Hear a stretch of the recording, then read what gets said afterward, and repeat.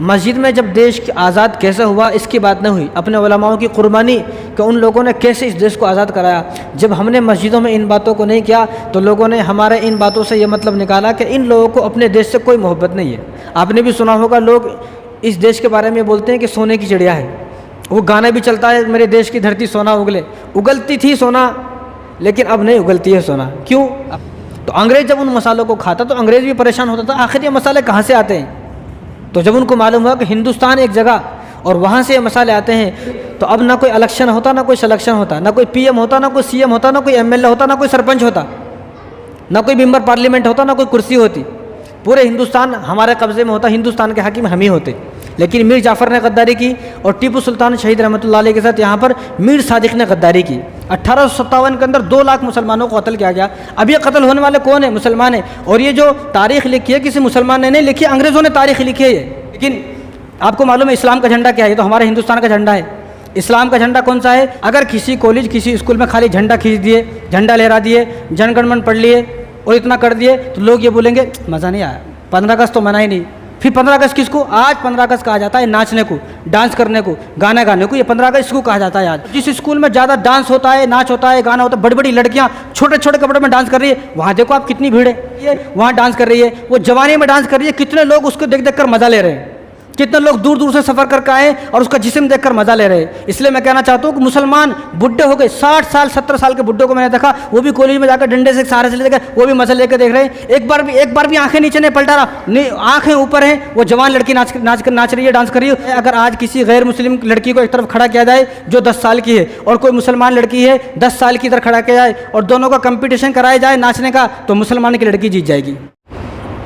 الحمد للہ رب العالمین والصلاة والسلام علی سید الانبیاء والمرسلین وعلی آلہ واصحابہ اجمعین، اما بعد فاعوذ باللہ من الشیطان الرجیم، بسم اللہ الرحمن الرحیم، یا ایہا الناس انا خلقناکم من ذکر و انثی وجعلناکم شعوبا وقبائل لتعارفوا، وقال النبی صلی اللہ علیہ وسلم من لا يرحم لا يرحم، رواہ البخاری او کما قال علیہ الصلاۃ والسلام۔ اللہم صلی علی سیدنا محمد وعلی آل سیدنا محمد وبارک وسلم، اللہم صلی علی سیدنا محمد وعلی آل سیدنا محمد وبارک وسلم، اللہم صلی علی سیدنا محمد وعلی آل سیدنا محمد وبارک وسلم۔ میرے محترم دوستو، عزیز ساتھیو، اللہ تبارک و تعالیٰ نے قرآن کریم کے اندر فرمایا کہ یا ایہا الناس انا خلقناکم من ذکر و انثی، کہ اللہ تبارک و تعالیٰ نے پوری دنیا کے انسانوں کو 2 جان سے پیدا فرمایا، ایک حضرت آدم علیہ السلام، دوسرے حضرت حوا۔ تو ان سے اللہ تبارک و تعالیٰ نے پوری دنیا کو پیدا فرمایا، جو پوری دنیا کے والدین ہیں۔ تو انہی 2 جانوں سے اللہ نے پوری دنیا کو پیدا فرمایا۔ تو آگے اللہ خود فرما رہے ہیں، حالانکہ اللہ کو آگے بولنے کی ضرورت نہیں تھی، آگے اللہ نے خود فرمایا وَجَعَلْنَاكُمْ شُعُوبًا وَقَبَائِلَ لِتَعَارَفُوا، کہ اللہ نے لوگوں کے دلوں میں ذہنوں میں ڈالا کہ بستی بنائی جائے، گاؤں بنائے جائیں، شہر بنائے جائے، ملک بنائے جائے۔ تو اللہ تبارک و تعالیٰ خود فرما رہے ہیں کہ جو ملک بنائے گئے، بستی بنائی گئی، محلے بنائے گئے، روڈ اور سڑک جو بنائے گئے، یہ سب اللہ تبارک و تعالیٰ نے وَقَبَائِلَ لِتَعَارَفُوا اس لیے بنائے تاکہ تمہاری پہچان ہو، ورنہ پوری دنیا کا نام صرف دنیا ہوتا، بھائی دنیا ہے، ہوتا ٹھیک ہے لیکن معلوم نہیں ہوتا کسی کو بھائی انہیں آیا کہاں سے۔ اب لوگ پوچھتے بھی آپ کہاں سے آئے تو ان کو ایک ایڈریس بتایا جاتا ہے۔ تو جو ہمارا ایڈریس ہے، جو بستی کا نام ہے، محلے کا نام ہے، شہر کا نام ہے، یہ سب ہماری پہچانات کے لیے ہیں، اللہ نے صرف پہچان کے لیے بنائے ہیں۔ تو دنیا کا ہر انسان اللہ تبارک و تعالیٰ نے دنیا کے جب ہر انسان کو پیدا فرمایا تو آزاد پیدا فرمایا، ہر انسان آزاد ہے، کوئی آدمی کسی کا غلام نہیں ہے۔ اور حضرت عمر رضی اللہ تعالیٰ عنہ نے یہاں تک فرمایا کہ جب ہر ماں نے اپنے بیٹے کو آزاد جنا ہے تو تم لوگ کون ہوتے ہو کہ انسانوں کو غلام بنانے والے۔ ہر آدمی آزاد پیدا ہوا ہے اور ہر آدمی آزادی کو پسند بھی کرتا ہے، یعنی کوئی آدمی یہ چاہتا نہیں کہ مجھے زبردستی جیل میں ڈال دیا جائے، نہ انسان تو انسان بلکہ جانور بھی یہ پسند نہیں کرتا ہے کہ مجھے قید کیا جائے، جانور بھی یہ سوچتا ہے کہ میں آزاد رہوں۔ لیکن آزادی بہت بڑی نعمت ہے، یہ نعمت اگر کسی کو پوچھنا ہے تو ان لوگوں سے پوچھے جو لوگ جیل میں بند ہیں کہ آزادی کتنی بڑی نعمت ہے، ان کو پوچھو، ان کو معلوم ہوگا۔ اب ہم لوگ آزاد ہیں، اب ہم لوگ جب چاہے نماز پڑھ سکتے ہیں، جب چاہے قرآن پڑھ سکتے ہیں، جب دل چاہے، جس دن چاہے، جس مہینے میں چاہیں، جس سال میں چاہیں، ہم اس سال میں، اس دن میں، اس مہینے میں، اس ہفتے میں، اس گھڑی میں اپنے رشتہ دار کے پاس جا سکتے ہیں، قبرستان جا سکتے ہیں اگر والدین وفات ہو گئے، یعنی جب دل کرے، جہاں دل کرے وہاں جا سکتے ہیں۔ کیوں جا سکتے ہیں؟ کیونکہ ہم آزاد ہیں۔ اب جو آدمی آزاد نہیں ہے، جیل کے اندر بند ہے، وہ نہیں جا سکتا کہیں بھی۔ تو آزادی بہت بڑی نعمت ہے۔ تو آزادی کی وجہ سے ہی آج ہماری عزتیں محفوظ ہیں، ہمارے گھر محفوظ ہیں، ہماری مسجدیں محفوظ ہیں، ہمارے مدارس محفوظ ہیں۔ ہر چیز اگر محفوظ ہے تو وہ صرف آزادی کی وجہ سے محفوظ ہے۔ اگر آزادی نہ ہوتی، بعض ملکوں میں مسلمانوں کو آزادی نہیں ہے تو وہاں وہ مسلمان اپنی مرضی سے نماز بھی نہیں پڑھ سکتے، اپنی مرضی سے کہیں بھی مسجد نہیں بنا سکتے۔ نہ بعض ملکوں میں مسجدیں ہیں لیکن ان مسجدوں میں اذان نہیں دے سکتے ہیں کیونکہ وہ لوگ آزاد نہیں ہیں۔ تو یہ ہمارا دیش جو ہے وہ آزاد ہے اور اس دیش میں ہم لوگ آزاد ہیں، تو آزادی کی قدر کرنی چاہیے۔ لیکن اللہ تبارک و تعالیٰ نے ہر انسان کو آزاد پیدا فرمایا۔ ایک زمانے سے ہر انسان جب پیدا ہوتا ہے تو آزاد پیدا ہوتا ہے، لیکن ایک زمانہ ایسا ہے کہ لوگوں کو غلام بنانا شروع کر دیا، لوگوں نے ہی لوگوں کو غلام بنانا شروع کر دیا۔ جیسا کہ حضور کے زمانے میں کتنے لوگ غلام تھے، تو حضور صلی اللہ علیہ وسلم کو اللہ تبارک و تعالیٰ نے اس لیے بھیجا تاکہ لوگوں کو غلامی سے آزاد کرائیں، اور اسی کو اللہ تبارک و تعالیٰ نے قرآن کریم کے اندر فرمایا کہ وَاضَعُوا عَنْهُمْ إِصْرَهُمْ وَالْأَغْلَالَ الَّتِي كَانَتْ عَلَيْهِمْ، کہ خوشخبری ہو، یعنی اللہ تبارک و تعالیٰ ہم سے فرما رہے ہیں کہ تمہیں خوشخبری ہو کہ حضور صلی اللہ علیہ وسلم کو ہم نے اس لیے بھیجا ہے تاکہ تمہیں غلامی سے آزاد کرائیں۔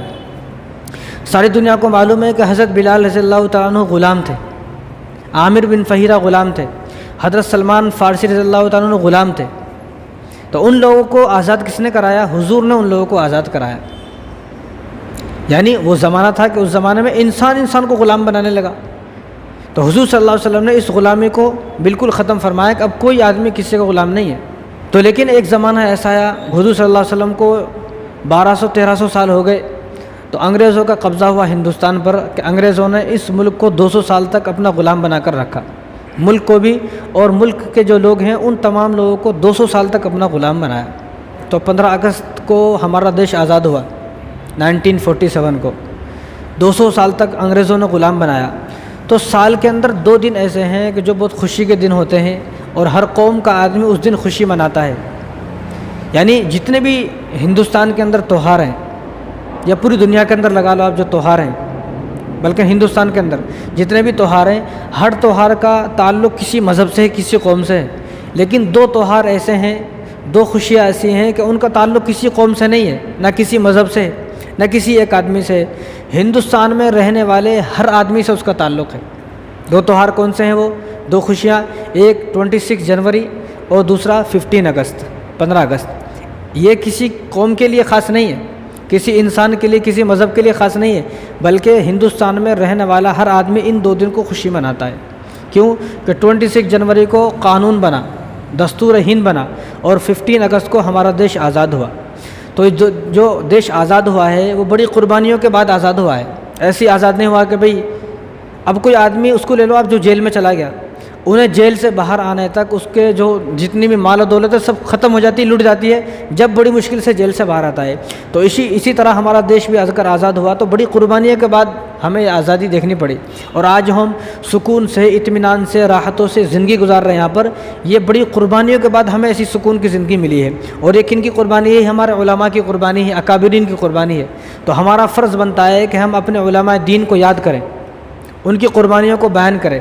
کہ آج کل جب آزادی کو بیان کیا جاتا ہے، 15 اگست کو جو بیان کیا جاتا ہے ہندوستان کیسے آزاد ہوا، تو اس کو کب سے بیان کرتے ہیں؟ سن 1857 سے اس کو بیان کیا جاتا ہے۔ لیکن ایسا نہیں ہے، بلکہ جب تاریخ پڑھیں گے تو پتہ چلے گا کہ 1857 سے 100 سال پہلے 1757 سے اس 1757 سے لے کر 1857 تک ان 100 سالوں میں صرف مسلمان اکیلے تھے میدان میں، کہ مسلمانوں نے سب سے زیادہ مسلمانوں نے کوشش کی اس دیش کو آزاد کرانے کے لیے۔ کیونکہ جب انگریز یہاں پر آئے تو کس کی حکومت تھی؟ مسلمانوں کی حکومت تھی۔ اگر اس دیش کو انگریزوں نے کسی سے چھینا تو مسلمانوں سے چھینا، کہ مغل دور تھا بھائی، اب مغل سارے مسلمان تھے، اور آخری جو بادشاہ ہے وہ بہادر شاہ ظفر تھے۔ تو انگریزوں نے جو ملک کو چھینا ہے وہ مسلمانوں سے چھینا ہے، اس لیے سب سے زیادہ کوشش بھی مسلمانوں نے کی۔ سب سے زیادہ خون بھی مسلمانوں نے بہایا اور سب سے زیادہ گردن بھی مسلمانوں کی کٹی اور سب سے زیادہ جو پھانسی کے پھندے پر لٹکے وہ مسلمان ہی لٹکے۔ اس لیے یہ کہا جاتا ہے کہ جتنا اس دیش کی آزادی میں مسلمانوں کا خون بہا کسی دوسرے کا اتنا پسینہ بھی نہیں بہا جتنا۔ کیوں؟ کیونکہ مسلمان حاکم سے محکوم بن گئے، کیونکہ ہندوستان کے حاکم کون تھے؟ مسلمان تھے۔ ہندوستان پہ کس کی حکومت تھی؟ مسلمانوں کی حکومت تھی۔ تو جس وقت انگریز آئے تو انگریزوں نے مسلمانوں سے حکومت کو چھینا، تو مسلمان جو حاکم تھے محکوم بن گئے۔ کل تک جن کا آرڈر چلتا تھا آج وہ دوسروں کے تابع ہو گئے۔ تو اس لیے سب سے زیادہ کوشش اگر کسی نے کی ہے تو مسلمانوں نے کوشش کی ہے، اور 1-2 سال نہیں بلکہ پورے 100 سال تک تو اکیلا مسلمان تھا میدان میں، اکیلا مسلمان۔ کیونکہ غیر مسلم جو ہے وہ پہلے بھی مسلمانوں کی ماتحتی میں رہ رہے تھے، اب ان کے لیے کوئی بڑی بات نہیں تھی، کیونکہ پہلے مسلمانوں کی ماتحتی میں رہ رہے تھے، اب انگریزوں کی ماتحتی میں رہ لیں گے۔ فرق کس کو پڑا؟ مسلمانوں کو پڑا، کیونکہ ہم پہلے بادشاہ تھے، پہلے یہاں کے حاکم تھے، پہلے ہمارا حکم چلتا تھا، تو ہمارے ہاتھوں سے جو ہے دیش چلا گیا انگریزوں کے ہاتھوں میں، تو سب سے زیادہ دکھ اگر کسی کو ہوا تو مسلمان کو ہوا ہے، اور فرق بھی مسلمانوں کو پڑا ہے۔ اس لیے وہ اکابرین، وہ علماء جو دیش کی آزادی کے لیے شہید ہو گئے، جنہوں نے اپنی جان دے دی ہے، تو جن کے خون سے یہ ہندوستان کی زمین رنگین ہے۔ جب دیش کی آزادی میں نام لیا جاتا ہے تو چند رٹے رٹائے نام ہیں، 2-4 جن کو کہا جاتا ہے، بھئی گاندھی جی ہے، پنڈت جواہر لال نہرو ہے، بعض لوگ ہیں بہت سارے، تو ان کا نام لیا جاتا ہے، لیکن کہیں بھی مسلمانوں کا نام نہیں لیا جاتا۔ جب اتنے 200 سال سے اب 70 سال ہو گئے دیش کو آزاد ہو کے، 77 ایئرس ہو گئے، 77 سال ہو گئے، اب 77 سالوں میں کوئی مسلمان کا نام لیتا نہیں ہے۔ اگر کسی کا لے جاتا ہے تو وہ ایک آدمی ہے، مولانا ابوالکلام آزاد، ان کا بھی اس لیے نام لیا جاتا ہے کہ ان کے سنویدھان پر دستخط ہیں، بس اتنا ان کا نام، ورنہ آج کل تو ان کا بھی نام نہیں لیا جاتا، لوگ ان کو بھی غدار بتا رہے ہیں۔ حالانکہ کتنے سارے مسلمان لٹ گئے پٹ گئے اس دیش کو آزاد کرانے کے لیے، لیکن کسی مسلمان کا نام نہیں لیا جاتا۔ اگر کوئی غیر نہ لے تو کوئی بات نہیں، کوئی مسئلہ نہیں ہے، لیکن رونا تو یہ ہے کہ اپنے مسلمان کو بھی نہیں معلوم ہے کہ مسلمانوں نے اس دیش کو آزاد کرایا ہے۔ اس لیے اپنے اتہاس کو یاد رکھا جائے، اپنی تاریخ کو یاد رکھا جائے، اپنے اکابرین کی قربانی کو یاد رکھا جائے۔ جو لوگ اپنے ماضی کو بھول جاتے ہیں، اپنے اکابرین کی قربانی کو بھول جاتے ہیں، ایک دن ایسا آتا ہے کہ ان لوگوں کو بھی لوگ بھول جاتے ہیں۔ اگر ہم آج ان کا تذکرہ نہیں کریں گے تو ایک دن ایسا آئے گا کہ لوگ ہمیں بھی بھول جائیں گے۔ اس لیے، اور دوسری بات یہ ہے کہ ہم نے کبھی مسجدوں میں، اب اگر دیش کی کیسا آزاد ہوا، آزادی کو اگر مسجد میں بتایا جائے تو ہمارے سامنے بیٹھنے والا وہ آدمی جو 5 وقت کا نماز پڑھتا، پڑھا لکھا آدمی، وہ بھی اعتراض کرتا ہے مسجد میں یہ بات کئی کو ہے؟ مسجد میں جب دیش کی آزاد کیسے ہوا اس کی بات نہ ہوئی، اپنے علماؤں کی قربانی کہ ان لوگوں نے کیسے اس دیش کو آزاد کرایا، جب ہم نے مسجدوں میں ان باتوں کو نہیں کیا تو لوگوں نے ہمارے ان باتوں سے یہ مطلب نکالا کہ ان لوگوں کو اپنے دیش سے کوئی محبت نہیں ہے۔ کیونکہ اسکولوں میں بات ہوتی ہے، کالج میں بات ہوتی ہے، لیکن مسجد میں اور مدرسے میں بات کرنے سے آدمی ڈرتا ہے کہ میں آخر میں کیسے بات کروں، کیونکہ سامنے بیٹھنے والا آدمی ٹوک دیتا ہے، یہ کیسی بات کر رہے ہیں آپ؟ سیاست کی بات کر رہے ہیں، یہ سیاست کی بات ہے۔ یہاں پر حضور کی بات کیوں ہوتی ہے؟ ہمیں حضور سے محبت ہے۔ قرآن کی بات کیوں ہوتی ہے؟ ہمیں قرآن سے محبت ہے۔ نماز کی بات کیوں ہوتی ہے؟ ہمیں نماز سے محبت ہے۔ روزے کی بات کیوں ہوتی ہے؟ کہ ہمیں روزے سے محبت ہے۔ توحید کی بات کہ ہمیں توحید سے محبت ہے۔ تو اسی طرح جس طرح ان تمام چیزوں سے ہمیں محبت ہے، ان کا تذکرہ ہوتا ہے، تو ہمیں اپنے ملک سے بھی محبت ہے، تو یہاں پر ملک کا بھی تذکرہ ہوگا۔ اس لیے کوئی ایسی عام بات نہیں ہے، کوئی سیاسی بات نہیں ہے، اپنے اس ملک کی بات ہے جس ملک میں ہم رہتے ہیں۔ تو ہر مسجد میں چاہیے کہ وہ جب 15 اگست آئے یا 26 جنوری آئے تو اپنے دیش کی آزادی کو بیان کیا جائے مسجد میں کہ کیسے ہمارا دیش آزاد ہوا۔ لیکن اس سے پہلے یاد رکھیں آپ کہ اس دیش پر ہماری حکومت تھی انگریزوں سے آنے سے پہلے، تو اس دیش کو ہم نے سجایا۔ آپ نے بھی سنا ہوگا لوگ اس دیش کے بارے میں بولتے ہیں کہ سونے کی چڑیا ہے، وہ گانا بھی چلتا ہے میرے دیش کی دھرتی سونا اگلے، اگلتی تھی سونا لیکن اب نہیں اگلتی ہے سونا۔ کیوں؟ اب بھی اگل سکتی ہے، لیکن اب جو صاحب مسند ہیں، جو اقتدار میں ہیں، جو حاکم ہیں، وہ ایسے ہیں کہ وہ چاہتے نہیں ہیں کہ اس دیش کی دھرتی سونا اگلے، وہ نہیں چاہتے ہیں۔ اگر وہ چاہیں تو پھر سے، کیونکہ وہی مٹی ہے، وہی دیش ہے، کچھ بدلا نہیں ہے، سب کچھ وہی ہے۔ لیکن ایسا کیا مسئلہ ہے کہ اس زمانے میں لوگوں نے یہ کہا، یہ اب کی بات نہیں ہے۔ اب اگر کسی ان پڑھ کو بھی آپ پوچھو گے تو منع کر دے کہ بھائی اب تو میرے گھر کے خرچے چلانے مشکل ہو رہے، تو دیش کی دھرتی سونا کہاں سے اگلے گی؟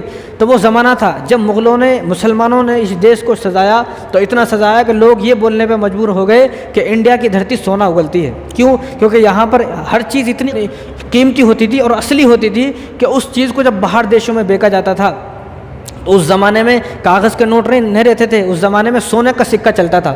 تو جب یہاں سے تجارت ہوتی تھی اور یہاں کا مال جب باہر دیشوں میں جاتا تھا تو باہر دیش کا سارا سونا جمع کہاں ہوا؟ ہندوستان میں جمع ہوا. ہر دیش سے سونا آتا تھا اور یہاں جمع ہوتا تھا. اور اورنگزیب عالمگیر رحمۃ اللہ علیہ وہ بادشاہ ہیں جنہوں نے 54 سال تک اکیلے نے حکومت کری ہندوستان پر. اور آج آزادی کو کتنے دن ہو گئے؟ 77 ایئرس ہو گئے. آج ان 77 سال میں 77 سالوں میں 20,000 دنگے اور فساد ہو گئے ہندوستان کے اندر. لیکن جب 800 سال مسلمانوں کی حکومت تھی، 800 سال، ان 800 سالوں میں ایک دنگا بھی نہیں دکھا سکتا کوئی کہ ایک مسلمان نے کسی غیر مسلم پر ظلم کیا ہو. تو مغلوں نے اس دیش کو ایسا سجایا کہ لوگ یہ بولنے لگے کہ انڈیا کی دھرتی سونا اگلتی ہے. انگریز یہاں نوکری کرنے کے واسطے ترستا تھا. اس زمانے میں اب سے 200 سال پہلے میں اگر کسی انگریز کو برطانیہ میں، امریکہ میں، لندن میں اگر کوئی کسی کو پوچھتے کہ بھئی آپ کہاں نوکری کرتے ہو، انہیں بولتا میں امریکہ میں نوکری کرتا ہوں. لوگوں کو مزہ نہیں آتا تھا سننے میں. لندن میں نوکری کرتا ہوں، افریقہ میں نوکری کرتا ہوں، استنبول میں نوکری کرتا ہوں، کسی کو مزہ نہیں آتا تھا. اگر کوئی کسی پوری دنیا کے کسی بھی کونے پر کوئی آدمی یہ بول دیتا تھا کہ میں ہندوستان میں نوکری کرتا ہوں تو ایک آدمی دوسرا جو سننے والا اس کو یہ بولتا تھا کہ مجھے بھی ہندوستان میں نوکری دلاؤ. ہم نے اس دیش کو ایسا سجایا کیونکہ جب مغلوں کی حکومت تھی جب ایسا سجایا گیا. لیکن جب مسلمانوں کی حکومت ختم ہو گئی آج آپ کے سامنے حال ہے. اور آج یہ دیکھا گیا کہ اگر کسی کے پاس کوئی فون ہے، آئی فون سب کے پاس کیوں ہے؟ کیونکہ آئی فون انڈیا کا نہیں ہے. اگر آئی فون انڈیا کا آج ہی بن جائے تو سب لوگ اس کو لینے سے انکار کر دیں گے، ہم لیں گے نہیں. اگر کوئی فون ایسا ہے جو انڈیا کا ہے کوئی اس کو پسند نہیں کرتا، نہ اس کو کوئی لیتا ہے. جس چیز پر made in America, made in چین اور جاپان لکھا ہوا ہے سب اس کو پسند کرتے ہیں. اگر کسی چیز پر میڈ ان انڈیا لکھا ہوا ہے تو ان پڑھ سے ان پڑھ آدمی بول دیتا ہے کہ یہ چیز نقلی ہے، یہ چیز اصلی نہیں ہے. یہ وہ زمانہ اس زمانے کی، وہ زمانے میں یہ فرق تھا کہ دنیا کے کسی کونے پر اگر یہ آدمی بول دیا کہ میں ہندوستان میں نوکری کرتا ہوں تو انگریز بھی یہاں نوکری کرنے کے واسطے ترستا تھا کہ مجھے یہاں نوکری دلاؤ. تجارت میں اول نمبر تھا یہ دیش. اور جیسے یہاں کے مسالے ہندوستان کے پوری دنیا میں ویسے مسالے کہیں ملتے نہیں ہیں.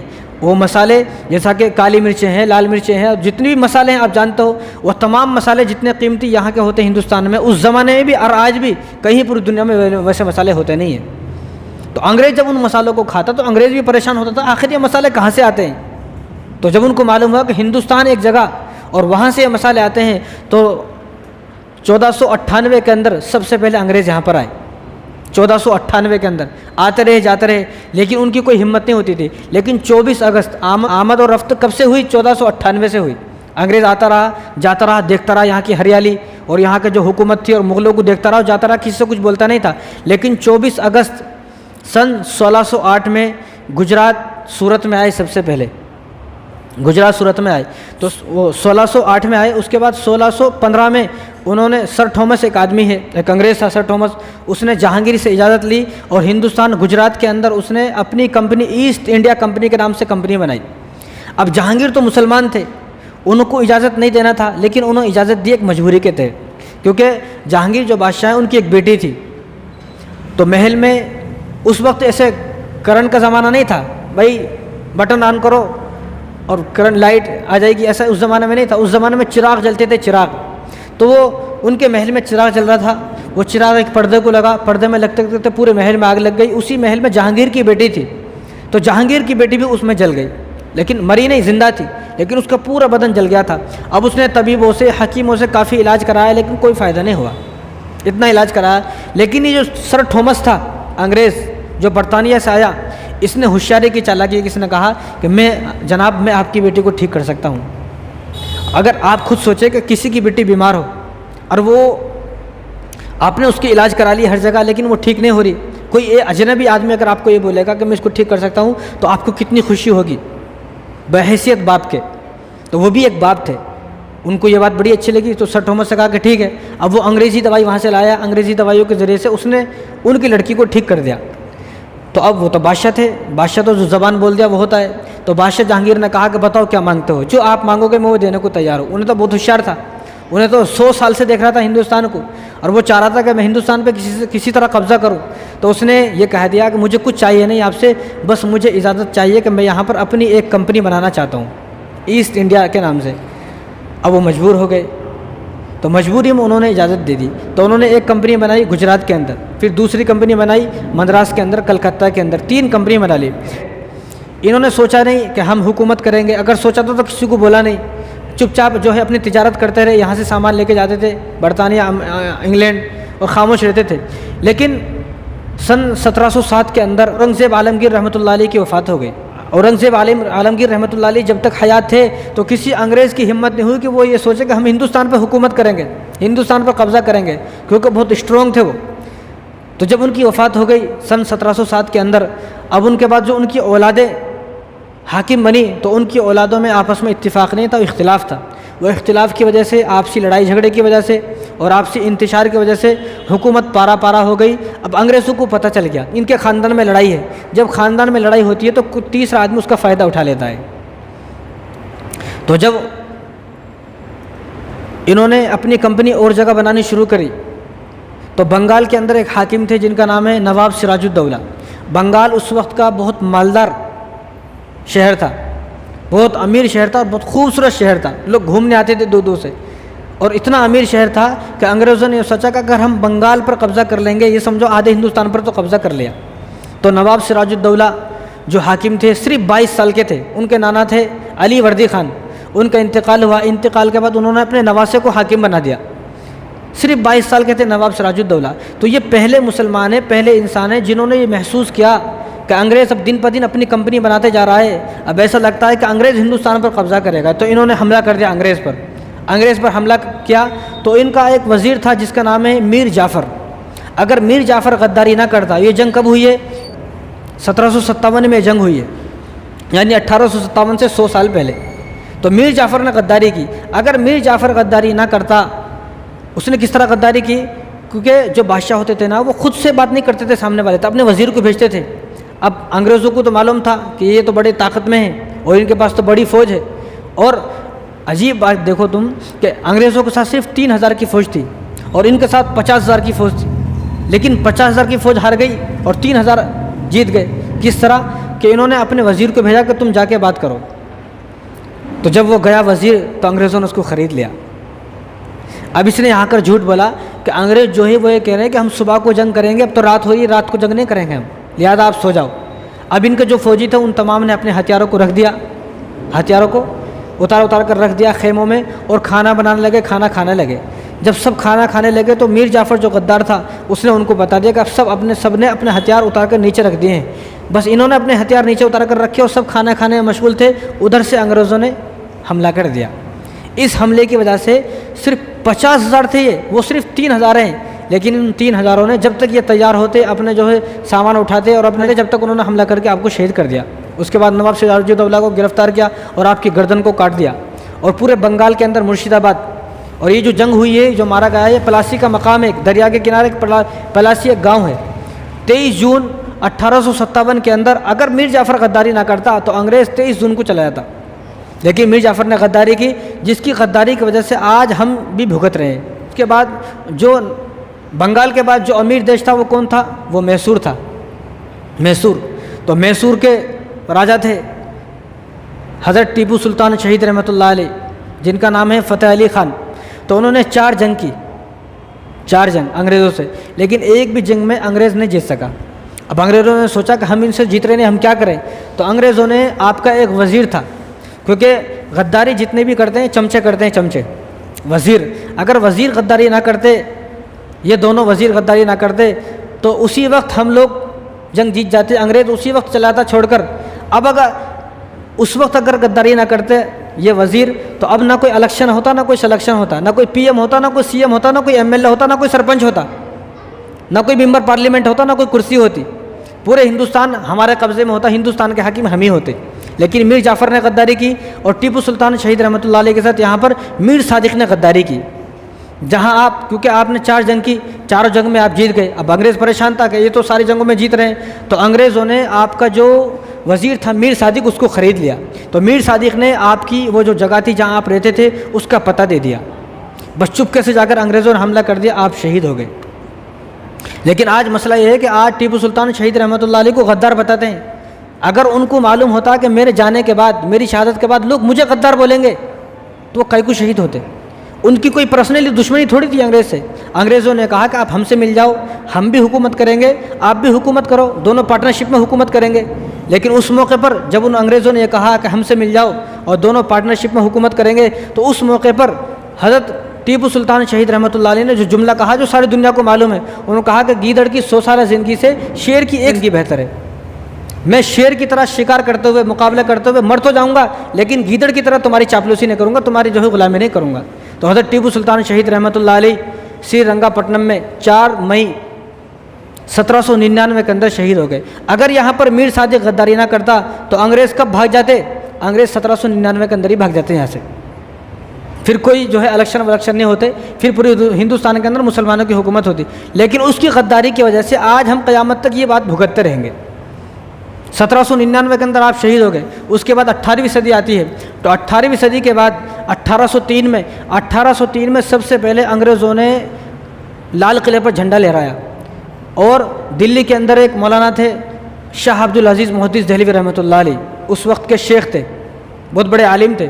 انہوں نے جب دیکھا کہ لال قلعے پر انگریز کا جھنڈا، اب تک مغلوں کا جھنڈا ہوتا تھا، لال قلعے پر انگریز کا جھنڈا سن 1703 میں، حالانکہ وہ کوئی بڑے آدمی نہیں تھے، نہ وہ کوئی منتری تھے، نہ کوئی MLA تھے، نہ کوئی وہ بادشاہ تھے، کچھ بھی نہیں تھے، وہ ایک عام آدمی تھے، ایک عام مول صاحب تھے، لیکن اللہ تبارک و تعالیٰ نے ان کو ایمان کی طاقت دی تھی۔ انہوں نے فوراً فتویٰ دیا انگریز کے خلاف، کہ فتویٰ میں یہ لکھا کہ آج سے ہندوستان دارالحرب ہو چکا ہے، یعنی ہندوستان انگریزوں کا غلام ہو چکا ہے، ہندوستان پر انگریزوں نے قبضہ کر لیا ہے، یہ دارالحرب ہو چکا ہے ہندوستان۔ اب ہر ہندوستانی پر فرض ہے کہ وہ انگریزوں کے خلاف جہاد کرے، جنگ کرے۔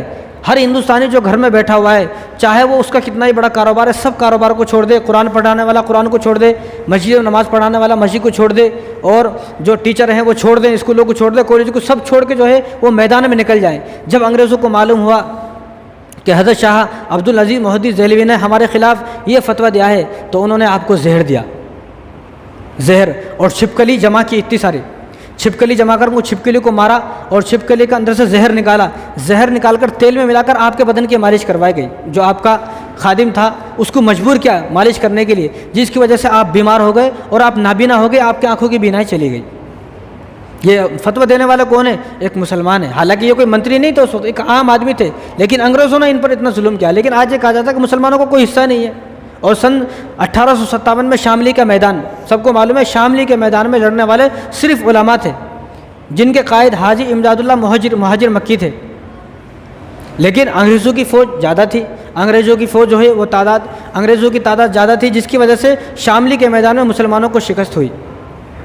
یعنی ہر موقع پر سب سے پہلے مسلمان تھے۔ لیکن آزادی کی جو جنگ شروع ہوئی ہے، اور آزادی کی جو جنگ ہے، ان جنگ کو ریڈ کرنے والا ماسٹر مائنڈ اگر کوئی تھے تو مسلمان تھے، وہ مسلمان تھے۔ لیکن تمام مسلمانوں نے جمع ہو کر ایک تاریخ طے کی کہ بھائی اس تاریخ کو جو ہے جنگ لڑنا ہے۔ میرٹھ کے اندر تو انگریز جو ہے وہاں کارتوس بناتے تھے، کارتوس، اور کارتوس جب بندوق میں ڈالی جاتی ہے تو اس کو منہ سے کھولا جاتا ہے۔ تو انگریزوں نے، اب پتہ نہیں سچ تھے جھوٹ تھا، انہوں نے یہ کہا کہ اس کارتوس میں گائے کی چربی اور سور کی چربی ہے، خنزیر کی چربی ہے۔ ان کو معلوم تھا، کیونکہ انگریزوں کے شروع سے یہ چال ہے کہ ہندو مسلمانوں کو آپس میں لڑایا جائے۔ اب جو حالات بنے ہوئے ہیں یہاں ہندوستان کے اندر، یہ کس کی چال ہے؟ یہ انگریزوں کی چال ہے۔ جب ہم یہ بات بولیں گے، انگریزوں نے سوچا کہ اس کارتوس میں گائے کی چربی، خنزیر کی چربی ہے، تو ادھر گائے کا نام سنتے ہی ہندوؤں کو غصہ آئے گا، اور خنزیر کا نام سنتے ہی مسلمانوں کو غصہ آئے گا۔ تو جو فوجی تھے ہندوستان کے، ان فوجی نے منع کر دیا کہ ہم ان کارتوس کا استعمال نہیں کریں گے۔ سن 1857 کی جنگ ہوئی ہے، جو اس کے ماسٹر مائنڈ تھے، جنہوں نے وہ جنگ کے لیے لوگوں کو تیار کیا، لشکر کو تیار کیا، وہ مسلمان تھے۔ ان کا نام مولوی احمد اللہ شاہ ہے، وہ لکھنؤ کے تھے۔ یہ کہا جاتا ہے کہ سن 1857 سے جنگ ہوئی، تو یہ بھی جاننا چاہیے کہ شروعات کس نے کی ہے؟ ایک مسلمان نے کی ہے، مولانا احمد اللہ شاہ، جو لکھنؤ کے تھے۔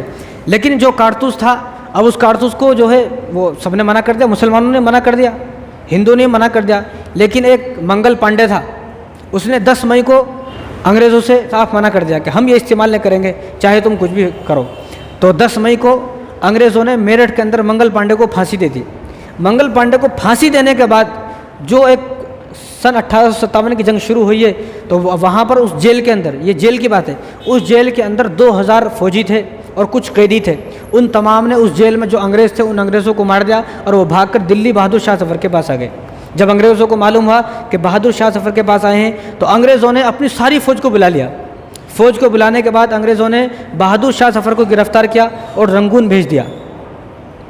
رنگون، اور ان کی اولاد کو بھی بھیج دیا، ان کے بیٹے کو بھی بھیج دیا۔ جب رنگون چلے گئے قلعے کے اندر اور انہوں نے کہا کہ بہادر شاہ ظفر نے کہ مجھے میرا ناشتہ کا وقت ہو گیا، کھانے کا وقت ہوتا ہے، کھانا دی جائے، تو انگریزوں نے کہا کہ ٹھیک ہے، بہت اچھی بات ہے، آپ کو کھانا لے کر آئے۔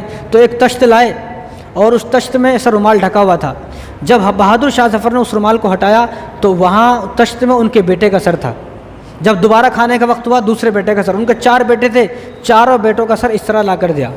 سن 1858 کے اندر ان کو گرفتار کیا گیا اور 7 نومبر 1862 کے اندر 89 ایئرس کی عمر میں بہادر شاہ ظفر کی وفات ہو گئی۔ انگریزوں نے بتایا بھی نہیں، آج وہاں پہ ان کی قبر ہے، چپکے سے انگریزوں نے وہیں ان کو دفن کر دیا، پتہ نہیں نماز جنازہ ہوئی بھی یا نہیں ہوئی، انگریزوں نے بتایا نہیں۔ تو اس لیے یہ کہا جاتا ہے کہ مسلمانوں کو کوئی حصہ نہیں ہے۔ پھر آپ یہ بتائیں کہ یہ بہادر شاہ ظفر آخر ہے کون؟ یہ کیا مسلمان نہیں ہے کیا؟ اور اتنے سارے مسلمان جو شاملی کے میدان میں شہید ہو گئے، اور حضرت مولانا شاہ عبدالعزیز محدث دہلوی جنہوں نے فتویٰ دی بھی مسلمان تھے۔ تو جتنی کوشش مسلمانوں نے کی ہے اس دیش کو آزاد کرانے کے لیے، باقی لوگوں نے نہیں کی، لیکن مسئلہ یہ ہے کہ ہم لوگ نہ تو بولتے ہیں نہ ہم لوگ تاریخ کو پڑھتے ہیں، بس ہم لوگوں نے کالج میں سنا، اسکول میں سنا، وہ 2-3 جو 4-5 نام رٹائے ہیں ان کو سنتے رہتے ہیں۔ اب ہم لوگوں کا بھی خیال یہ ہے کہ اگر ہندوستان کو مسلمانوں نے آزاد نہیں کرایا، حالانکہ معلوم یہ ہونا چاہیے سن 1857 کے اندر جب شاملی کا میدان، اور شاملی کے میدان میں سارے جتنے بھی انگریز کے خلاف لڑنے والے تھے سارے مسلمان تھے۔ اب انگریزوں کی یہ لگا کہ سارے مسلمان ہیں، جس میدان میں دیکھتے ہیں وہاں مسلمان ہیں، فتویٰ دیا مسلمانوں نے، جنگ لڑ رہے ہیں مسلمان، اور 1857 کے جنگ کے لیے جو لشکر کو اور کمانڈر کو فوجیوں کو تیار کیا وہ مولانا احمد اللہ مول صاحب ہے۔ تو اب کیا کرنا چاہیے؟ تو 1857 کے اندر انگریزوں نے مسلمانوں کو ٹارگٹ کرنا شروع کیا۔ تو 1857 کے اندر 1 سال کے اندر انگریزوں نے 2 لاکھ مسلمانوں کو قتل کیا، 2 لاکھ مسلمان، اور 51,000 علماءوں کو قتل کیا۔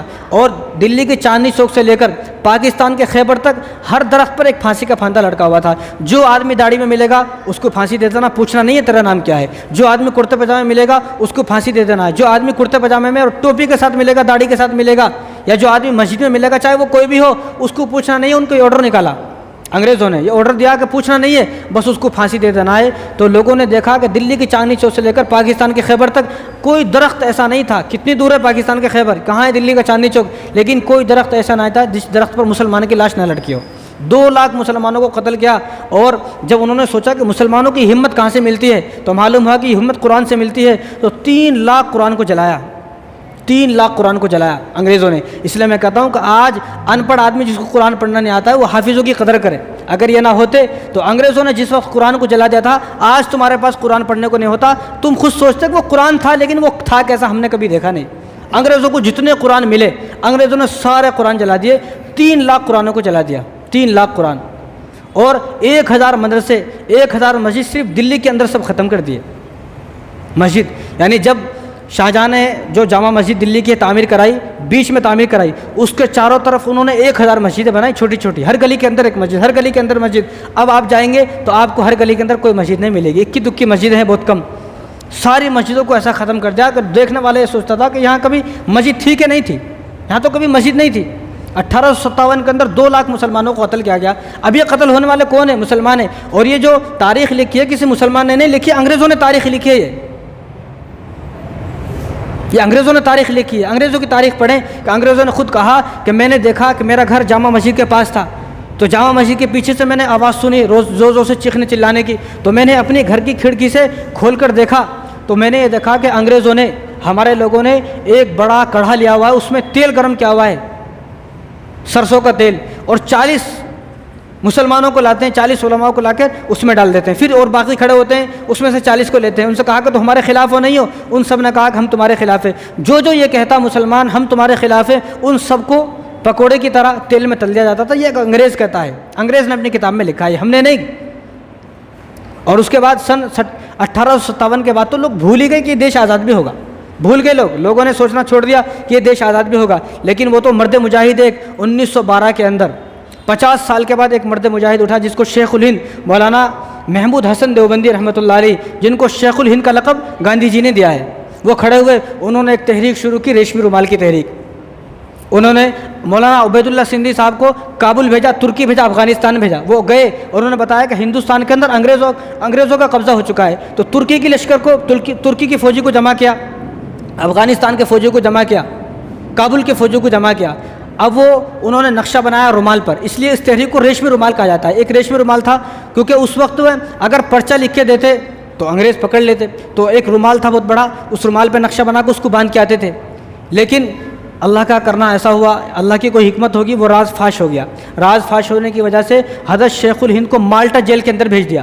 یورپ میں ہے مالٹا, افریقہ کے پاس. تو لوگوں نے کہا کہ بھئی تو ہندوستان کا عام سا آدمی ہے, آپ نے انگریزوں سے کہا اس کو مالٹا کیوں بھیج دیا اتنی دور یورپ میں؟ انہوں نے کہا کہ تمہیں پتہ نہیں یہ کون ہے؟ یہ شیخ الہند ہے, یہ جہاں کھڑا ہوتا ہے وہاں سے ایک تحریک شروع کر دیتا ہے. یہ مسلمان ہے, یہ مسلمان کی کہانی ہے. لیکن آج یہ کہا جاتا ہے جب 1920 کے اندر وہ مالٹا کی جیل سے 3 سال کے بعد آئے تو گاندھی جی, جب گاندھی جی کو صرف گاندھی جی کہتے تھے, مہاتما کوئی بھی نہیں کہتا تھا, تو گاندھی جی پانی کی شپ سے آئے, وہ ممبئی ایئرپورٹ پر پانی کی شپ سے آئے, تو گاندھی جی خود ان کو لینے کے لیے گئے اور گاندھی جی نے ان کا استقبال کیا. جب گاندھی جی نے ان کا استقبال کیا, گاندھی جی ملے تو انہوں نے کہا, شیخ الہند نے کہا کہ آپ تو مہاتما ہیں. اس کے بعد سے گاندھی جی کو مہاتما کہا جانے لگا. تو گاندھی جی کو مہاتما کا لقب دینے والا ایک مسلمان ہے, اور بھارت چھوڑو کو نعرہ لگانے والا ایک مسلمان ہے, مولانا ابوالکلام آزاد. اور مولانا فضل ہے خیر آبادی, جنہوں نے یہ فتویٰ دیا کہ اس دیش میں ایک بھی انگریز کا رہنا حرام ہے, جب تک ہم چین سے نہیں بیٹھیں گے, جب تک انگریزوں کو یہاں سے نہیں نکال دیں گے. انہوں نے یہ فتویٰ دیا. اس فتوے کے ساتھ ان کے ساتھ 90,000 لوگ جمع ہو گئے. اب ان کو جیل کے اندر, کالا پانی کی جو جیل ہے جزیرہ انڈومان کے اندر, وہاں ان کو قید کر دیا گیا. وہاں ان کی وفات ہوئی. جب جزیرہ انڈومان کالا پانی کی جیل میں جائیں گے, جب دروازہ کھولتے ہیں تو سب سے پہلے سامنے, دروازے کے سامنے ان کی قبر مبارک ہے, جہاں پر بڑے اکشروں میں لکھا ہوا ہے کہ درگاہ شریف مولانا فضل خیر آبادی. جو لوگ یہ بولتے ہیں کہ مسلمانوں کی جو جنگ آزادی میں مسلمانوں کو کوئی حصہ نہیں ہے, ان کی گدی پکڑ کر یہ دکھایا جائے کہ کس کی قبر ہے. مولانا فضل خیر آبادی کی قبر جیل میں ہے, جیل میں. اللہ نے اسی دن کے لیے ان کو جیل میں دفنایا. اور کالا پانی کی جو جیل ہے, عجیب جیل ہے, اتنا وقت نہیں میں آپ کو بتاؤں. تو وہاں جیل کے باہر جتنے بھی لوگ اس جیل میں آئے, شہید ہوئے, مر گئے اس جیل میں, ان کے نام لکھے ہوئے ہیں. وہاں پر جو سب سے پہلا نام لکھا ہوا ہے تو وہ احمد اللہ لکھا ہوا ہے. کس کا نام ہے احمد اللہ؟ کسی یہودی کا نام ہے, عیسائی کا نام ہے, مسلمان کا نام ہے. کیوں لکھے گئے اس وقت؟ کہ زندہ تو نہیں لکھ دیے کیا؟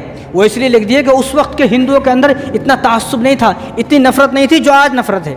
ان لوگوں کو معلوم تھا کہ مسلمانوں کا بھی حصہ ہے اس دیش کے اندر سب. اور وہاں نام لکھانا کوئی ایسا نہیں ہے کوئی بھی جا کے لکھ دے گا, وہ ایک ہسٹری لکھی ہوئی ہے. اور ہر سیل کے اندر, ہر روم کے اندر فوٹو رکھا ہوا ہے کہ جس روم کے اندر جو آدمی تھا, جو وہاں پر مر گیا, اس کا فوٹو آج بھی رکھا ہوا ہے. آپ سرچ کر کے دیکھ سکتے ہیں. آج بھی, آج اس کو میوزیم بنا دیا گیا ہے. وہ کوئی ایسا بہت دور نہیں ہے, ہندوستان سے باہر ہے, آپ ہر آدمی وہاں جا سکتا ہے. جزیرہ انڈمان ہندوستان کے اندر ہے, بنگال کے اندر, کالا پانی کی جیل. آپ جا کے دیکھ سکتے ہیں, وہاں پر سب سے پہلا نام احمد اللہ مسلمان کا لکھا ہوا ہے. لیکن آج یہ کہا جاتا ہے کہ مسلمانوں کا تو کوئی حصہ نہیں ہے دیش کے اندر, مسلمانوں نے تو اس دیش کو آزاد نہیں کرایا. تو خیر باتیں بہت ہیں. تو سن 1947 کے اندر 15 اگست کو ہمارا دیش آزاد ہوا. تو اس آزادی کی ہمیں قدر کرنی چاہیے, کیونکہ آزادی کی اگر آپ کو قدر نہیں ہے تو ان لوگوں سے پوچھیں جو لوگ جیل میں ہیں, مرضی سے نہ بیوی سے مل سکتے ہیں, نہ بچوں سے مل سکتے ہیں, نہ نماز پڑھ سکتے ہیں, نہ قرآن پڑھ سکتے ہیں, کچھ نہیں کر سکتے. اگر ہم آزاد ہیں تو اس آزادی کی قدر کریں. تو 15 اگست کو جہاں پر گاندھی جی کی بات ہوتی ہے, جہاں پر پنڈت جواہر لال نہرو کی بات ہوتی ہے, اور جہاں پر سبھاش چندر بوس کی بات ہوتی ہے, اور جہاں پر لال بہادر شاستری کی بات ہوتی ہے, تو وہاں پر کیا بات ہونی چاہیے؟ مولانا ابوالکلام آزاد کی بھی بات ہونی چاہیے. وہاں پر حضرت شیخ الہند کا بھی نام لیا جانا چاہیے. وہاں پر مولانا فضل خیر آبادی کا بھی نام لیا جانا چاہیے. حضرت شاہ عبد العزیز رحمۃ اللہ علیہ ان کا بھی نام لیا جانا چاہیے. اور حضرت مولانا حسین احمد مدنی کا بھی نام تذکرہ بھی ہونا چاہیے. حضرت شیخ الہند کا بھی تذکرہ ہونا چاہیے. اور مولانا عبید اللہ سندھی رحمۃ اللہ علیہ کا بھی تذکرہ ہو جانا چاہیے. اور حاجی امداد اللہ مہاجر مکی کا بھی تذکرہ ہونا چاہیے. اور مولانا رشید احمد گنگوہی کا تذکرہ ہونا چاہیے. یہ وہ لوگ ہیں کہ جن لوگوں نے اپنی جان دے کر اس دیش کو آزاد کرایا ہے. مولانا قاسم نانوتوی رحمۃ اللہ علیہ, مولانا مظہر صاحب اور مولانا محمد علی جوہر, ان کا بھی تذکرہ ہونا چاہیے. بہت سارے ہیں, اشفاق اللہ خان, ایک نام تھوڑی جن کو لیا جائے, ہزاروں نام ہیں. تو جہاں پر گاندھی جی کا نام لیا جائے گا وہاں پر ان کا بھی نام لیا جائے. سراج الدولہ جو پہلے انسان تھے جنہوں نے انگریزوں سے جنگ کی, ان کا نام لینے کو کوئی تیار نہیں ہے. ٹیپو سلطان شہید رحمۃ اللہ علیہ, ان کا بھی نام لیا جانا چاہیے. اورنگزیب عالمگیر رحمۃ اللہ علیہ, بہادر شاہ ظفر, بابر, ہمایوں, ان سب کا بھی نام لیا جانا چاہیے. حقیقت یہ انصاف بھی یہی ہے. لیکن آج کس کا نام لیا جاتا ہے؟ 2-4 گاندھی جی کا نام لیا جائے گا, اور پنڈت جواہر لال نہرو کو 2-4 کو نام لیا جاتا ہے. باقی سب کو بھول گئے, سب کو آگ لگا دی. اب لوگ نام لے لے کر ان مسلمانوں کے ذہن میں بھی یہ بیٹھ گیا ہے کہ بس گاندھی جی نے آزاد کرایا. گاندھی جی نے تو اب لاسٹ میں آزاد کرایا, ورنہ پچھلے 150 سال تک صرف مسلمان تھے میدان میں جنہوں نے اپنے دیش کو آزاد کرانے کی کوشش کی ہے. جو ہمارے دیش کا جھنڈا ہے یہ ایک مسلمان نے بنایا. جن کا نام سوریا طیب ہے، جو حیدرآباد کی تھی۔ جے ہند کا نعرہ ایک مسلمان نے دیا جن کا نام عابد حسین ہے، اور انقلاب زندہ آباد ایک مسلمان نے نعرہ دیا۔ سارے جہاں سے اچھا کس نے لکھا؟ سب کو معلوم ہے، یہ علامہ اقبال صاحب نے لکھا ہے، جو مسلمان تھے۔ اس جھنڈے کو ڈیزائن کس نے کیا؟ سوریا طیب مسلمان ہے جنہوں نے جھنڈے کو ڈیزائن کیا۔ لیکن آپ کو معلوم ہے اسلام کا جھنڈا کیا ہے؟ یہ تو ہمارے ہندوستان کا جھنڈا ہے۔ اسلام کا جھنڈا کون سا ہے؟ جو جمعیت کا جھنڈا ہے، کالا جھنڈا، اس میں سفید لکیر ہیں بیچ میں۔ جمعیت کا جھنڈا دیکھیں کب؟ حضور کے زمانے میں صحابہ کا جھنڈا وہ تھا، اسلام کا جھنڈا وہ ہے، سفید بلیک اینڈ وائٹ، وہ اسلام کا جھنڈا ہے۔ تو ہندوستان کا جھنڈا تو یہ ہے۔ تو یہ سوریا طیب جو ایک مسلمان ہے، انہوں نے اس کو ڈیزائن کیا ہے۔ لیکن میں کہنا چاہتا ہوں کہ جس جھنڈے کو ہم نے سلام کیا، جس جھنڈے کو ادب سے اوپر کیا، اور جس جھنڈے کو اتنی عزت دی، اتنا ادب کیا، احترام کیا، کیونکہ جھنڈا ہماری شان ہے، ہماری آن ہے، جس جھنڈے کو اتنا سلام کیا، اور بڑے بڑے لوگ، جب یہ دیکھا جاتا ہے کہ 15 اگست کے بعد 16 اگست کو وہ جھنڈا نالیوں میں پڑا ہوتا ہے، کچرے میں پڑا ہوتا ہے، وہ صبح کچرے والی جھاڑ کر، اس کو بھی نہیں معلوم سب ہے اس کو بھی، لیکن مجھے سمجھ میں نہیں آتا کہ جھنڈے کو سلام کیا اور جس جھنڈے کو اتنا ادب سے، اتنے عزت سے اوپر کیا، وہ 16 اگست 15 اگست ہوا، اب وہ 16 اگست کو کچرے کے ڈھیر پر پڑا ہوا ہے جھنڈا، کتنے خود دیکھ لینا تم۔ تو اس طرح نہ کریں، یہ ہمارا دیش کا جھنڈا ہے۔ 15 اگست کو آپ نے جھنڈے کو لہرا دیا، اس کے بعد آپ کو اس جھنڈے کو حفاظت سے رکھنا ہے، اور دوسری بات، جو ایک بات میں کہنا چاہتا ہوں سب لوگوں سے، وہ یہ کہ 15 اگست کے دن، اب تو یہ عام ہو گئی یہ بات، اب تو اس بات پر کوئی بولتا ہے تو آدمی برا لگتا ہے جی بولتا ہوا، یہ بات ہمارے کو سمجھانا بھی نہیں۔ 15 اگست کے دن بہت عام ہو گیا ہے کہ ہر اسکول میں، ہر کالج میں پروگرام ہوتے ہیں، ٹھیک ہے، اچھی بات ہے، پروگرام ہونے چاہیے، لیکن آج جو ہے نا، آج پروگرام کس کو کہا جاتا ہے؟ اگر کسی کالج، کسی اسکول میں خالی جھنڈا کھینچ دیے، جھنڈا لہرا دیے، جن گن من پڑھ لیے اور اتنا کر دیے، تو لوگ یہ بولیں گے مزہ نہیں آیا، 15 اگست تو منائی نہیں۔ پھر 15 اگست کس کو؟ آج 15 اگست کہا جاتا ہے ناچنے کو، ڈانس کرنے کو، گانا گانے کو، یہ 15 اگست اس کو کہا جاتا ہے۔ آج 15 اگست کا نام لوگوں نے 15 اگست کا نام اسی کا رکھ دیا ہے جہاں اور جس اسکول میں زیادہ ڈانس ہوتا ہے، ناچ ہوتا ہے، گانا ہوتا ہے، بڑی بڑی لڑکیاں چھوٹے چھوٹے کپڑے میں ڈانس کر رہی ہے، وہاں دیکھو آپ کتنی بھیڑ ہے۔ میں نے بعض لوگوں کو دیکھا ہے، وہ بڑے بڑے کالجوں میں یہاں سے سفر کر کے دور جاتے ہیں، کہ وہاں 15 اگست دیکھنے گیا، 15 اگست دیکھنے نہیں گیا، جھنڈا تو یہاں بھی کھینچ رہے ہیں، جھنڈا یہاں بھی کھینچ رہے ہیں، جھنڈا وہاں بھی کھینچ رہے ہیں، جھنڈا تو ہر جگہ لہرا رہے ہیں، لیکن تو جھنڈا دیکھنے نہیں گیا ہے، تو ان لڑکیوں کو ناچتے ہوئے دیکھنے گیا ہے۔ تو مسلمانوں، اگر غیرت زندہ ہے، ایمان زندہ ہے، ضمیر ابھی زندہ ہے، تو اپنے ضمیر کو زندہ کریں، اپنے ایمان کو جھجوڑیں۔ ابھی آپ مسلمان ہو، کیا کیسے سمجھاؤں لوگوں کو؟ یہ دیکھا جاتا ہے کہ مسلمانوں کی چھوٹی چھوٹی بچیاں ہیں، 7 سال 8 سال کی بچیاں ہیں، 9 سال کی بچیاں ہیں، چھوٹی چھوٹی بچیاں ہیں، ان بچوں کو والدین خود تیار کر کے چھوٹے چھوٹے کپڑوں میں لے کے جا رہے ہیں، اور وہ بچے وہاں پر ڈانس کر رہی ہیں۔ آپ مسلمان ہو؟ آپ کون ہو؟ کیا آپ کا ضمیر مر چکا ہے؟ آپ کا ایمان تھوڑا بہت باقی بھی ہے یا نہیں ہے؟ آپ مسلمان ہو؟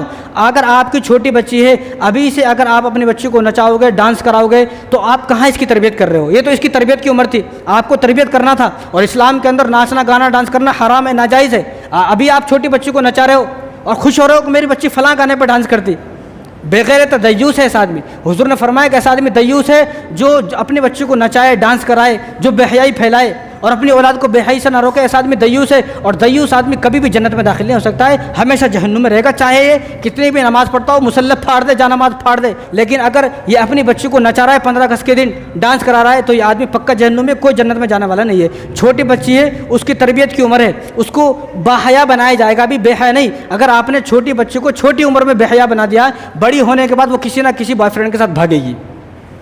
تو آپ کی چھوٹی بچی ہیں، کتنے افسوس کی بات ہے، برقعے والی کو دیکھا جاتا ہے، برقعے میں دستانے پہنے ہوئے ہیں، پورا ایک ایسا پیک ہے، اس کے ساتھ جو بچی ہے انہیں ڈانس کو جا رہی ہے، ڈانس کرانے کو لے کے جا رہی ہے، کتنی غیرت کی بات ہے بھائی۔ وہ غیر مسلم ہے، ناچ رہے ہیں، ڈانس کر رہے ہیں، کوئی بات نہیں، ان کے مذہب نے ان کو اجازت دی ہے، ہمارے مذہب نے ہمیں اجازت نہیں دی ہے، ہرگز ہمیں اجازت نہیں دی کہ ہم اپنے بچوں کو نچائیں، ڈانس کرائیں۔ چھوٹی بچی ہے، اس کو ہرگز نہیں نچانا ہے۔ اگر آپ کے اسکول والے مجبور کر رہے ہیں، آپ اسکول کو منع کر دو، ہم اپنے بچوں کو ڈانس نہیں کرائیں گے، گانا نہیں گوائیں گے، اگر یہی بات ہے تو ہم اپنے بچوں کو اسکول سے نکال کر دوسرے اسکول میں کر لیں گے۔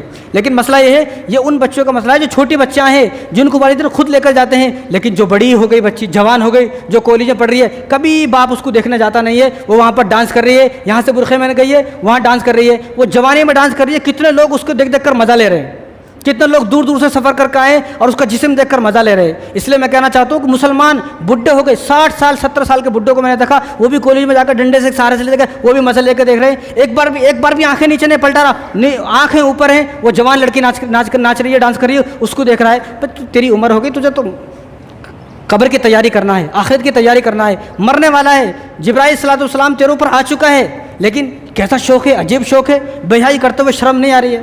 تو ہمیں اپنے بچوں کو بھی روکنا ہے، چاہے ہماری چھوٹی بچی ہو چاہے ہماری جوان بچی ہو، ورنہ ہماری جوان بچی کولی میں جا کر ناچ رہی ہے 15 اگست کے نام پر اور ہمیں کوئی خبر نہیں ہے۔ کتنے لوگ اس کی ویڈیو بنا بنا کر ڈال رہے ہیں، کتنے لوگ، اور مزہ لے رہے ہیں، اس کی جسم کو دیکھ کر مزہ لے رہے ہیں۔ آپ کی جوان بچی جو آپ نے کتنی محبتوں سے پالی، آج اس کے بدن کو دیکھ کر دوسرے لوگ مزہ لے رہے ہیں۔ کم سے کم کچھ تو غیرت ہونی چاہیے۔ آدمی اتنا بھی بے شرم نہ بنے کہ کسی غیر کو اس کو سمجھانا پڑے۔ لیکن یہ ذمہ داری ہمیں خود نبھانی ہے، یہ ذمہ داری کوئی دوسرا ادا نہیں کرے گا۔ میری بیٹی ہے، مجھے اپنی بیٹی کو خود حفاظت کرنا ہے، ورنہ آج تو یہ دیکھا جاتا ہے اگر آج کسی غیر مسلم لڑکی کو ایک طرف کھڑا کیا جائے جو 10 سال کی ہے اور کوئی مسلمان لڑکی ہے 10 سال کی ادھر کھڑا کیا جائے اور دونوں کا کمپٹیشن کرایا جائے ناچنے کا، تو مسلمان کی لڑکی جیت جائے گی۔ یہ حال ہے آج۔ وہ کس لیے حال ہے کہ 15 اگست کے نام پہ نچا رہے ہیں، ڈانس کرا رہے ہیں ہمارے بھائی، وہ تو غیر مسلم ہے بیچارہ، اس کو کیا معلوم؟ غیر مسلم کی اسکول والوں کی اس میں کوئی غلطی نہیں ہے، اس کو نہیں معلوم۔ ان کے مذہب نے ان کو اجازت دی ہے ناچنے کی، ڈانس کرنے کی، گانا گانے کی، سب اجازت دی ہے، لیکن ہمارے مذہب نے صاف منع فرمایا۔ ہمارے مذہب میں ناچنا، گانا، ڈانس کرنا، چاہے وہ 15 اگست ہو، 26 جنوری ہو، کوئی بھی فیسٹیول ہو، کسی بھی فیسٹیول میں کوئی مسلمان کی بچی ناچے گی نہیں۔ اگر آپ اپنی بچی کو نچاؤ گے، ڈانس کراؤ گے آج، تو کل تیار رہو، کل آپ کی بچی کسی بوائے فرینڈ کے ساتھ بھاگے گی، پھر نہیں کہنا کہ ہماری بچی کیوں بھاگ گئی۔ تو اللہ تعالی ہم سب کو ان باتوں پر عمل کرنے کی توفیق عطا فرمائے۔ وما علینا الا البلاغ۔ السلام علیکم ورحمۃ اللہ وبرکاتہ۔ انگریزوں نے جو دوسری جنگ کی ہے سن 1799 کے اندر، وہ حضرت ٹیپو سلطان شہید رحمۃ اللہ علیہ سے کی ہے، کیونکہ حضرت ٹیپو سلطان رحمۃ اللہ علیہ کے والد صاحب تھے حیدر علی خان۔ تو حیدر علی خان سے انگریزوں نے 3 جنگ کی ہیں، 1782، 1783 اور 1792۔ یہ تینوں جنگ میں حیدر علی خان کی فتح ہوئی۔ اب انگریز حیران ہو گیا کہ بھئی ہم نے تینوں جنگ کی ہیں اور تینوں جنگ میں ہم ہار گئے، اب کیا کرنا چاہیے؟ تو اس کے چند دن کے بعد حیدر علی خان کی وفات ہو گئی۔ تو حیدر علی خان کے بعد جو حاکم بنے، جو بادشاہ بنے، وہ حضرت ٹیپو سلطان شہید رحمۃ اللہ علیہ بنے۔ تو حضرت ٹیپو سلطان کا نام ہے فتح علی خان۔ اب چوتھی جنگ جو ہوئی ہے انگریزوں سے، وہ 1799 کے اندر 4 مئی کو ہوئی ہے۔ سرینگا پٹنم جگہ ہے، تو اسی جگہ پر انگریزوں سے حضرت ٹیپو سلطان شہید رحمۃ اللہ علیہ کی جنگ ہوئی ہے۔ 3 جنگوں میں انگریز ہار گیا، انگریز کو شکست ہوئی، اور ادھر ٹیپو سلطان شہید رحمۃ اللہ علیہ کی فوج وہ جیت گئی تھی۔ تو اب انگریزوں نے یہ سوچا کہ کون سی ایسی چال چلی جائے کہ جس چال کی وجہ سے ہم جیت جائیں۔ تو انگریزوں نے حضرت ٹیپو سلطان شہید رحمۃ اللہ علیہ کے جو وزیر تھے اس کا نام ہے میر صادق، تو میر صادق کو خرید لیا، اور میر صادق نے اس جگہ کا پتہ بتا دیا کہ جس جگہ پر حضرت ٹیپو سلطان شہید رحمۃ اللہ علیہ چھپے ہوئے تھے۔ بس وہ اچانک سے آئے اور انہوں نے حملہ کیا، اور حضرت ٹیپو سلطان شہید رحمۃ اللہ علیہ وفات پا گئے۔ تو وفات سے پہلے جب راجہ خان جو آپ کے ساتھ تھے انہوں نے کہا کہ آپ ہتھیار ڈال دیں اور آپ صلح کر لیں، تو انگریز تو صلح کرنے کے لیے تیار ہیں۔ اس موقع پر حضرت ٹیپو سلطان شہید رحمۃ اللہ علیہ نے کہا کہ شیر کی 1 دن کی زندگی گیدڑ کی 100 سالہ زندگی سے بہتر ہے، یعنی میں شیر کی طرح مقابلہ کر کے مر جاؤں گا، لیکن گیدڑ کی طرح میں چاپلوسی نہیں کروں گا، غلامی نہیں کروں گا۔ تو یہ آپ کا اتنا مشہور مقولہ ہے جو ساری دنیا میں آج مشہور ہے، اور اس کی بہت زیادہ مثال دی جاتی ہے۔ تو آپ کی جب وفات ہو گئی تو کسی انگریز کی ہمت نہیں ہو رہی تھی وہ آپ کے قریب آئے نہیں، اور 3 دن تک آپ کی لاش مبارک اسی طرح پڑی رہی، کسی انگریز کی ہمت نہیں وہ آپ کے قریب جائے۔ ایک انگریز بڑی مشکل سے آپ کے پاس گیا، جنرل ہارس نے ایک انگریز سے کہا کہ تم اس کے قریب جاؤ، کیونکہ آپ کے پاس جو تلوار تھی وہ ہیرے کی تلوار تھی، کئی 100 کروڑ کی تلوار تھی، وہ ابھی چند دن پہلے اس تلوار کو بیچا گیا ہے، تو وہ کئی 100 کروڑ کی تلوار تھی۔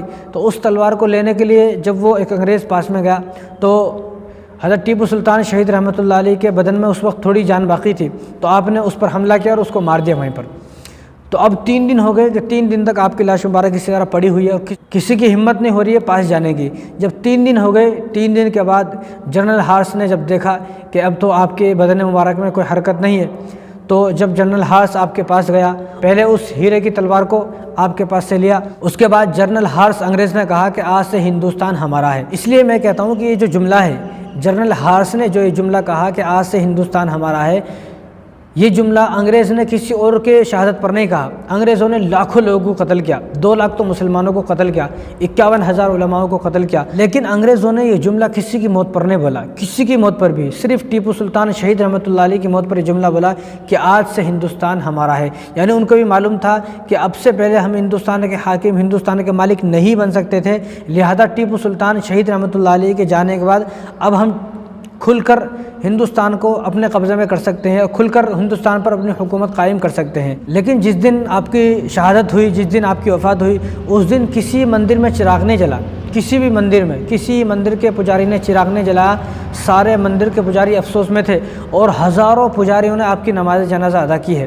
یعنی غیر مسلم نماز جنازہ نہیں پڑھتے ہیں، لیکن ٹیپو سلطان شہید رحمۃ اللہ علیہ کا وہ جنازہ تھا کہ ہزاروں تو مسلمان تھے، اس میں ہزاروں ہندو تھے، ہزاروں پجاری تھے کہ جنہوں نے آپ کی نماز جنازہ پڑھی ہے۔ یہ کوئی ایسی خاص بات اور خفیہ بات، چھپی ہوئی بات نہیں ہے، بلکہ یہ بات تو ہزاروں کتابوں میں موجود ہے کہ ہزاروں پنڈت اور ہزاروں پجاریوں نے آپ کی نماز جنازہ پڑھی ہے۔ اور جب آپ کے نماز جنازہ کو گلیوں سے لے کے جا رہے تھے، جس گلی سے آپ کے جنازے کو لے کر جاتے تھے، اس گلی سے عورتوں کی رونے کی آواز آتی تھی، ہر گلی سے عورتوں کی رونے کی آواز آتی تھی۔ یعنی غیر مسلموں کے دلوں میں بھی ان کی اتنی محبت تھی۔ ایسا نہیں کہ وہ ظالم تھے۔ آج لوگ یہ بتاتے ہیں کہ ٹیپو سلطان شہید رحمۃ اللہ علیہ ظالم تھے، انہوں نے یہ کیا وہ کیا۔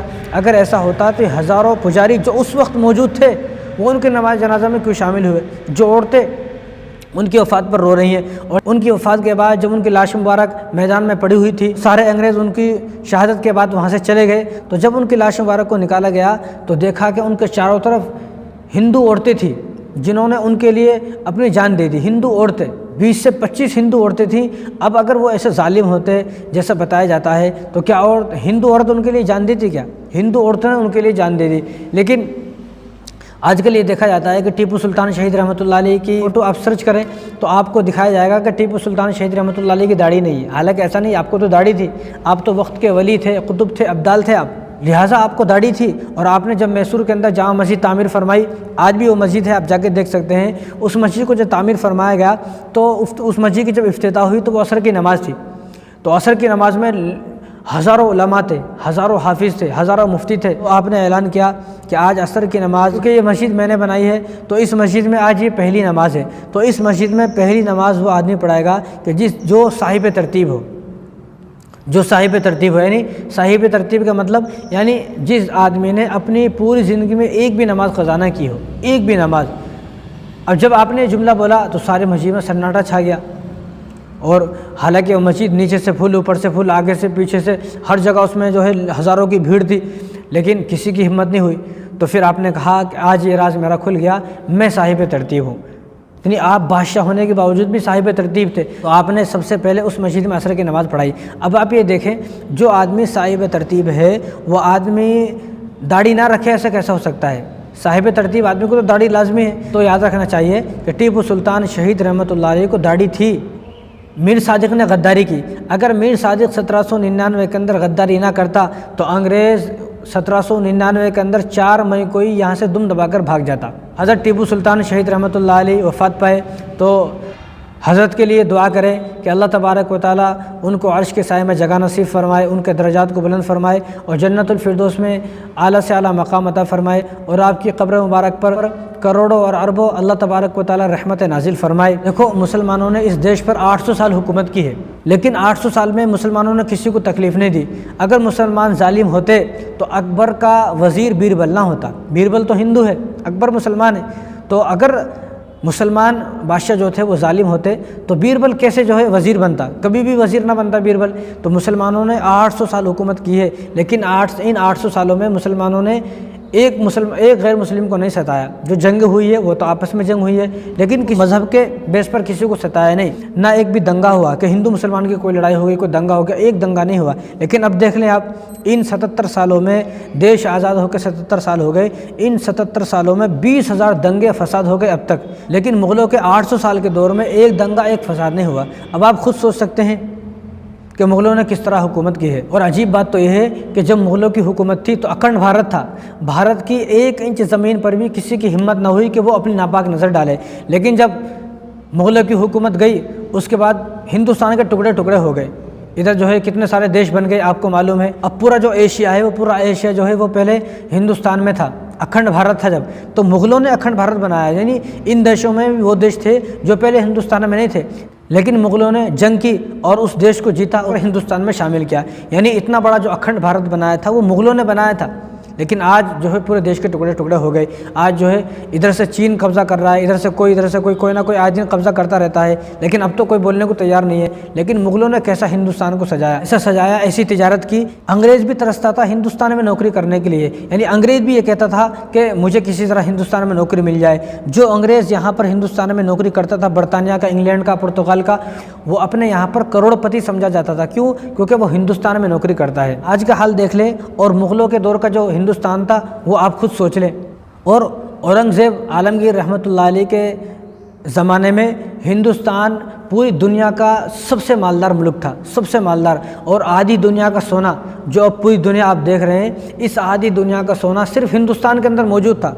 आधी दुनिया का सोना सिर्फ हिंदुस्तान के अंदर। हिंदुस्तान पूरी दुनिया में सबसे अमीर मुल्क, सबसे मालदार मुल्क था, सबसे नंबर 1 मुल्क था तिजारत के मामले में, नौकरी के मामले में, पेशे के मामले में। यानी हर चीज़ यहाँ पर कीमती चीज़ मिलती थी, कोई ऐसी चीज़ नहीं मिलती थी जो कीमती ना हो, हर चीज़ यहाँ पर कीमती मिलती थी। लेकिन आज देख लें आप, आज हिंदुस्तान का क्या हाल है। यानी मुग़लों ने इस देश को ऐसा सजाया कि लोग इस देश के बारे में सोने की चिड़िया बोलने लगे कि हिंदुस्तान तो सोने की चिड़िया है। यानी इस देश को अगर किसी नाम से याद किया जाता था तो सोने की चिड़िया के नाम से याद किया जाता था। उस ज़माने में कोई आदमी ये बोलता था कि सोने की चिड़िया, तो फ़ौरन समझ जाते थे कि हिंदुस्तान जहाँ पर मुग़ल हाकिम है, मुग़लों की हुकूमत है, उस देश का आदमी नाम ले रहा है कि सोने की चिड़िया बोलकर। मसला ये है कि हमने मुसलमानों ने इस देश को इतना सजाया, इतना मालदार किया कि सोने की चिड़िया लोग बोलने पे मजबूर हो गए। लेकिन आज उन्हीं मुसलमानों से सबूत मांगा जाता है कि तुम्हारे पास हिंदुस्तान से मोहब्बत का क्या सबूत है। तो ऐसे लोगों को याद रखना चाहिए कि सबसे पहले जंग हमने की अंग्रेज़ों के ख़िलाफ़,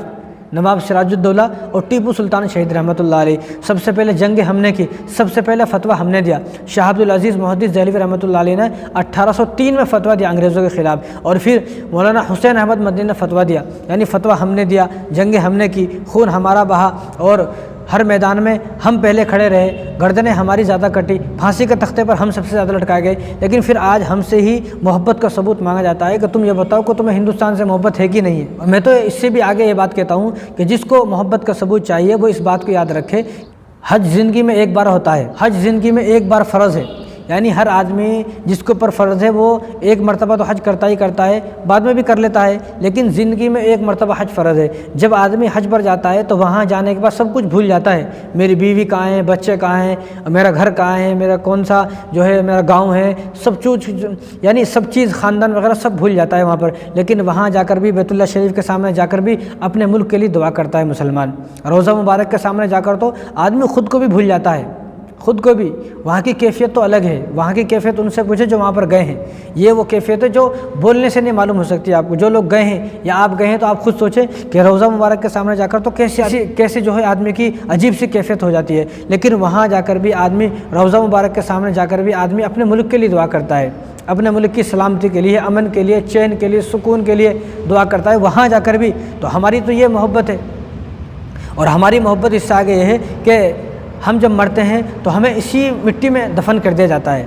हमने ये नहीं कहा कि हम मुसलमान हैं तो हमें किसी इस्लामी मुल्क को ले जाया जाए और कोई इस्लामी जो सरहद है वहाँ सरहदों पर हमें दफनाया जाए, ऐसा नहीं। बल्कि हमारी इस मुल्क से मोहब्बत ये है कि हम जहाँ मरते हैं, हम जहाँ मरते हैं हमें वहीं दफन किया जाता है। भाई मैं यहाँ मरा, बस मुझे यहीं दफन कर दिया जाए। हज़ारों साल के बाद भी अगर कब्र को खोद कर देखा जाएगा तो मेरी हड्डियाँ वहीं से निकलेंगी।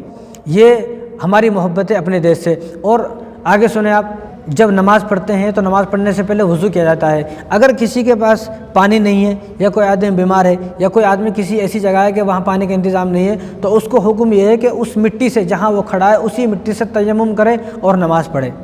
इस मिट्टी से, ऐसा नहीं कहा भाई जो इस्लामी मुल्क है आप वहाँ जाओ, इस्लामी ममालिक में जाने के बाद आपको जो है तयम्मुम करके वहाँ से आना पड़ेगा, ऐसा नहीं। बल्कि जो आदमी जहाँ है उसी जगह पर बैठकर उसी जगह से मिट्टी ले और उस मिट्टी से तयम्मुम करे, आदमी नमाज़ पढ़े, कुरान पढ़े, उसका वज़ू भी हो गया, गुस्ल भी हो गया। और इससे बड़ा क्या सबूत हो सकता है? अगर हमें इस मिट्टी से, इस देश से नफ़रत होती तो हम इस मिट्टी से क्यों तयम्मुम करते? और उसके बाद हम नमाज़ यहीं पर पढ़ते हैं, दिन में 5 वक्त की नमाज़ पढ़ते हैं तो 5 वक्त की नमाज़ में सजदा करना पड़ता है। तो जितने भी सजदे हमारे होते हैं तो इसी सरज़मीन पर, इसी मिट्टी पर होते हैं। तो इससे भी ज़्यादा मोहब्बत का सबूत क्या हो सकता है बताओ? اور یہ کہا جاتا ہے کہ مسلمانوں نے اس دیش کو کیا دیا؟ یہ جو لال قلعہ ہے یہ کس نے دیا؟ یہ مسلمانوں نے دیا۔ جہاں لوگ گھومنے آ رہے ہیں، باہر دیش سے گھومنے آ رہے ہیں، جہاں پر لوگ گھومنے آ رہے ہیں، دیکھنے آ رہے ہیں، ہندوستان میں اور دیکھنے کے لیے کیا چیز ہے بتاؤ؟ یہ لال قلعہ مسلمانوں نے دیا، یہ تاج محل مسلمانوں نے دیا، قطب مینار مسلمانوں نے دیا، یہ گول گنبد مسلمانوں نے دیا، چار مینار مسلمانوں نے دیا، یہ مکہ مسجد مسلمانوں نے دی۔ یعنی جتنی بھی بڑی تعمیرات ہیں وہ تمام کے تمام تعمیرات جن کا آج ٹکٹ لگایا جا رہا ہے اور ٹکٹ لگا کر جن کو میوزیم بنا دیا گیا ہے، جہاں سے لاکھوں روپے کی آمد ہو رہی ہے، یہ کس نے بنائے؟ یہ سارے کے سارے مسلمانوں نے بنائے ہیں۔ عامر قلعہ کس نے بنایا؟ مسلمانوں نے بنایا۔ ممتاز محل کس نے بنایا؟ مسلمانوں نے بنایا۔ فتح پور سیکری، جامع مسجد اور ہمایوں کا مقبرہ، یہ جتنی بھی تاریخی مقامات ہیں، تاریخی عمارت ہیں، وہ تمام کے تمام کس نے بنائی ہے؟ مسلمانوں نے بنائی ہے۔ اگر یہ نہ ہوتا، آپ خود دیکھیں کون یہاں پر گھومنے آتا؟ کروڑوں لوگ ایک سال کے اندر، کروڑوں لوگ جو ہے وہ تاج محل گھومنے آتے ہیں۔ تاج محل کس نے بنایا؟ ایک مسلمان نے بنایا، اور تاج محل محبت کی علامت ہے۔ اگر کوئی ہم سے محبت کا ثبوت پوچھتا ہے تو ہم اس کے سامنے تاج محل کو پیش کریں گے۔ تاج محل دیکھو، یہ ہماری محبت کا ثبوت ہے۔ آج بھی اگر کوئی آدمی کسی کو گفٹ دیتا ہے، تحفہ دیتا ہے، تو وہ تحفے میں تاج محل پیش کرتا ہے، تاج محل دیتا ہے۔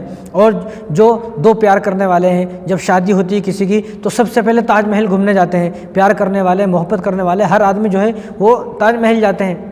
کیوں تاج محل جاتے ہیں؟ کیونکہ وہ ایک محبت کی نشانی ہے۔ جو ممتاز ہیں، جو ممتاز بیگم ہیں، جن کے واسطے وہ محل بنایا گیا، ان کی قبر اس تاج محل کے اندر موجود ہے۔ تو جتنے بھی محبت کرنے والے لوگ ہیں وہ سب سے پہلے تاج محل جاتے ہیں۔ تو ہماری محبت کا ثبوت یہی ہے، ہم نے ہندوستان کو تاج محل دیا۔ اور جتنے بھی لوگ محبت کرنے والے ہیں ان کی محبت مکمل جبھی ہوتی ہے جب وہ تاج محل پہنچ جاتے ہیں۔ کتنے لوگ ہیں جو محبت کرتے ہیں؟ آپ تاریخ اٹھا کر دیکھ لیں، اب بھی اس وقت بھی کتنے لوگ جو محبت کرتے ہیں وہ سب سے پہلے تاج محل کا سفر کرتے ہیں، تاج محل گھوم کر آتے ہیں۔ تو یہ ہماری اس دیش سے محبت کی علامت ہے۔ اور میں تو اس سے بھی آگے کہتا ہوں کہ مسلمان بے نمازی ہو سکتا ہے، سودی ہو سکتا ہے، گنہگار ہو سکتا ہے، سیاکار ہو سکتا ہے، بدکار ہو سکتا ہے، ناشکرہ ہو سکتا ہے، نافرمان ہو سکتا ہے، مسلمان سب کچھ ہو سکتا ہے، لیکن مسلمان اپنے ملک کا غدار نہیں ہے۔ اس لیے مسلمانوں کو غدار نہ کہا جائے۔ مسلمان ہرگز اس ملک کا غدار نہیں ہے۔ مسلمان اگر اس ملک کا غدار ہوتا تو مسلمان اسی وقت جس وقت دیش کا بٹوارا ہوا اسی وقت مسلمان اس دیش کو چھوڑ کر چلا جاتا، لیکن مسلمان نہیں گیا۔ مسلمانوں کی سب سے بڑی محبت یہ ہے کہ مسلمانوں کے پاس چانس تھا، مسلمانوں کے پاس چانس تھا، مسلمان کے پاس موقع تھا، لیکن مسلمانوں نے اس موقع کا استعمال نہیں کیا۔ مسلمان یہیں رہا، مسلمان پاکستان نہیں گیا۔ یہی محبت کی سب سے بڑی علامت ہے کہ مسلمان کے پاس موقع تھا، آپ کے پاس موقع نہیں تھا، غیر مسلموں کے پاس موقع نہیں تھا جانے کا، صرف ہمارے پاس تھا۔ صرف مسلمانوں کو کہا گیا کہ تم پاکستان جاؤ، غیر مسلموں سے نہیں کہا، صرف مسلمانوں سے کہا کہ تم پاکستان جاؤ، لیکن پھر بھی مسلمان پاکستان نہیں گئے۔ تو جو مسلمان بٹوارے کے بعد پاکستان نہیں گئے ان مسلمانوں نے آج سے 77 سال پہلے ہی اس دیش سے محبت کا ثبوت دے دیا ہے کہ بھئی وہ نہیں گئے، ان کے پاس موقع تھا، چانس تھا جانے کا، لیکن وہ نہیں گئے، انہوں نے یہیں اس ملک میں رہنے کو پسند فرمایا۔ تو جن لوگوں نے اس ملک میں رہنے کو پسند فرمایا آج ان مسلمانوں کو غدار کہا جاتا ہے۔ کتنی افسوس کی بات ہے، نہایت ہی افسوس کی بات ہے۔ جو یہ لال قلعہ ہے، اس لال قلعے پر جو جھنڈا لہرایا جاتا ہے ہر سال میں بلکہ 2 مرتبہ جو پی ایم صاحب ہیں وہ جھنڈا لہراتے ہیں، تو میں کہتا ہوں کہ یہ لال قلعہ کس نے دیا؟ اگر آج یہ لال قلعہ نہ ہوتا، مسلمان یہ لال قلعہ نہ بناتے تو کہاں جھنڈا لہراتے؟ بتاؤ۔ لال قلعہ بھی مسلمانوں کی دین ہے کہ جہاں پر آج جھنڈا لہرایا جا رہا ہے، ورنہ یہ لال قلعہ نہ ہوتا کہاں جھنڈا لہراتے؟ اور یہی بات نہیں، جس جھنڈے کو لہرایا جا رہا ہے، جس جھنڈے کو لے کر لال قلعہ پر لہرایا جا رہا ہے، اور پورے ہندوستان میں جو جھنڈا لہرایا جا رہا ہے جس کو ترنگا کہا جاتا ہے، جو ہمارے دیش کا جھنڈا ہے جس کے اندر 3 کلر ہیں، اس جھنڈے کو کس نے بنایا؟ اس جھنڈے کو ایک مسلمان نے بنایا جس کا نام سوریا طیب ہے، اور وہ بدر الدین جو حیدرآباد کی تھے ان کی بیوی تھی، اور یہ بھی حیدرآباد کی تھی۔ تو انہوں نے جو سوریا طیب ہیں انہوں نے اس دیش کے جھنڈے کو بنایا، اس دیش کے جھنڈے کو ڈیزائن کیا، جو آج پوری ہندوستان کے اندر جھنڈا لہرایا جا رہا ہے، یہ ایک مسلمان نے بنایا ہے، اور جہاں لہرایا جاتا ہے وہ بھی ایک مسلمان نے بنایا ہے۔ اس لیے مسلمانوں کو اس دیش کا غدار نہ کہا جائے۔ اور اس وقت میں جب ان سے پوچھا گیا یہ 3 کلر کیوں دیے تو انہوں نے بتایا کہ اس میں جو اوپر کا جو کلر ہے کیسری کلر، اس کلر کا مطلب یہ ہے کہ ہمیں اپنے ملک کے لیے ہمیشہ تیار رہنا ہے۔ جب بھی ملک پر کوئی مشکل گھڑی آتی ہے، جب بھی ملک پر کوئی آنچ آتی ہے، جب بھی ملک پر کوئی خطرے کے حالات پیدا ہوتے ہیں تو فوراً تمام لوگوں کو اپنے ملک کے لیے خون بہا دینا ہے۔ اس لیے کیسری رنگ دیا گیا کہ اپنے ملک کی حفاظت کرنا ہے، چاہے تمہیں اپنا خون دینا پڑے، اپنی جان دینی پڑے، تو اس ملک کی حفاظت کرنا ہے۔ اور اس جھنڈے کے اندر جو سفید کلر ہے بیچ میں، اس سفید کلر کا انہوں نے بتایا مطلب یہ ہے کہ اپنے دل کو اس دیش میں جتنے بھی رہنے والے لوگ ہیں وہ اپنے دل کو صاف رکھیں، اپنے دل کو نرم رکھیں، اپنے دل کو تمام برائیوں سے پاک و صاف رکھیں اور آپس میں ایک دوسرے کے ساتھ محبت سے رہیں، اتفاق سے رہیں، اتفاق سے رہیں، اتحاد سے رہیں۔ تمام لوگ جو ہندوستان کے ہیں چاہے وہ کسی بھی مذہب کے ہو لیکن وہ اپنے مذہب کے ہونے کے باوجود ایک دوسرے سے محبت سے رہیں، اس کا مطلب یہ ہے۔ اور جو نیچے کا رنگ ہے ہرا کلر، ہرا رنگ جو ہے اس کا مطلب یہ ہے کہ تم اپنے ملک کو، اپنے ہندوستان کو ہرا بھرا رکھو، اپنے ملک میں محبت عام کرو، نفرتوں کو ختم کرو، محبت عام کی جائیں، نفرتوں کو بالکل ختم کیا جائے، دل کے اندر جتنی بھی نفرتیں ان تمام نفرتوں کو ختم کیا جائے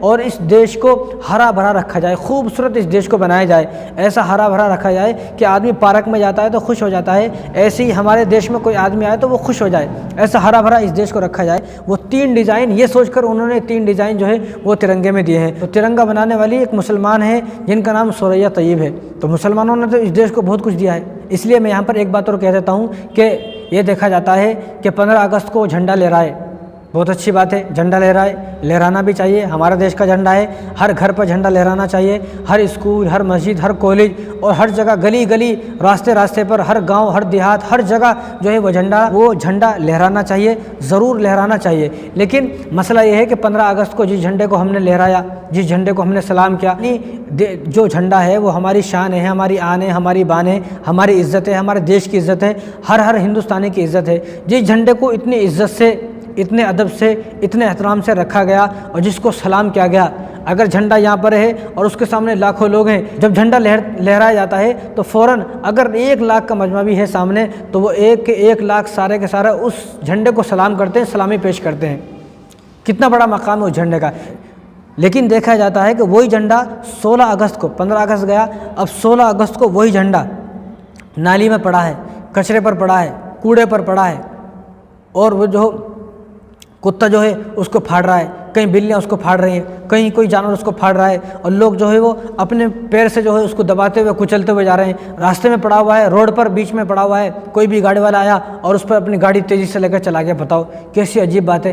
ہمارا جھنڈا، جس جھنڈے کو ہم نے اتنا ادب کیا، اتنا احترام کیا، جس جھنڈے کو ہم نے سلامی پیش کی، کہ وہ جھنڈا اس لائق ہے کہ اس جھنڈے کو ایسا پھینک دیا جائے؟ تو میری درخواست ہے ہندوستان کی تمام عوام سے کہ وہ ہندوستان کے تمام لوگ جب 15 اگست کو جھنڈا لہرا دیں تو 16 اگست کو اس جھنڈے کو پھینکیں نہ، اس جھنڈے کو ایسا کوڑی پر، کچرے پر نہ ڈالیں، بلکہ اس جھنڈے کو وہاں سے اتارنے کے بعد عزت سے، ادب سے رکھا جائے۔ ورنہ یہ میرا تو خود کا تجربہ ہے، میں نے کتنی مرتبہ جھنڈے کو جو ہے کوڑی پر، کچرے پر، وہ صبح جو جھاڑو لگانے والی عورت ہے وہ جھاڑو لگاتی ہے اور وہ جھاڑو کے ساتھ ساتھ سارے جھنڈوں کو جتنے بھی روڈ پر پڑے ہوئے ہیں سب کو اٹھا کے جمع کر کے کچرے پر ڈال جاتی ہے۔ میں نے تو کئی مرتبہ 26 جنوری کو بھی، 15 اگست کو بھی میں نے کئی مرتبہ کہا، بتاؤ آپ جھاڑو لگا رہی ہو، بتاؤ آپ کے دل میں اس جھنڈے کی کوئی بھی قدر و قیمت نہیں ہے، پھر وہ سوری بول کے پھر اٹھاتی ہے۔ تو آپ کو بھی یہ دھیان رکھنا ہے، آپ کو بھی یہ خیال رکھنا ہے، ہر ہندوستانی کا فرض ہے کہ ہمارا دیش کا جھنڈا 16 اگست کو اس طرح روڈ پر نہ پڑا ہو، اس طرح کوڑے پر، کچرے پر نہ پڑا ہو۔ اگر کہیں غلطی سے پڑا ہے تو آپ اس کو اٹھا لیں اور اس کو اٹھا کر کہیں حفاظت سے رکھ دیں، اس کو ادب سے، احترام سے اس کو کہیں رکھ دیں۔ اس طرح اپنے جھنڈے کی بے قدری نہ کریں، نہ کسی کو کرنے دیں۔ لیکن ایک بات اور یاد رکھیں آپ، جب دیش آزاد ہوا 1947 15 اگست کو جب دیش آزاد ہوا تو پورے ہندوستان کے لوگوں کو ایک خوشی ملی، وہ آزادی کی خوشی تھی۔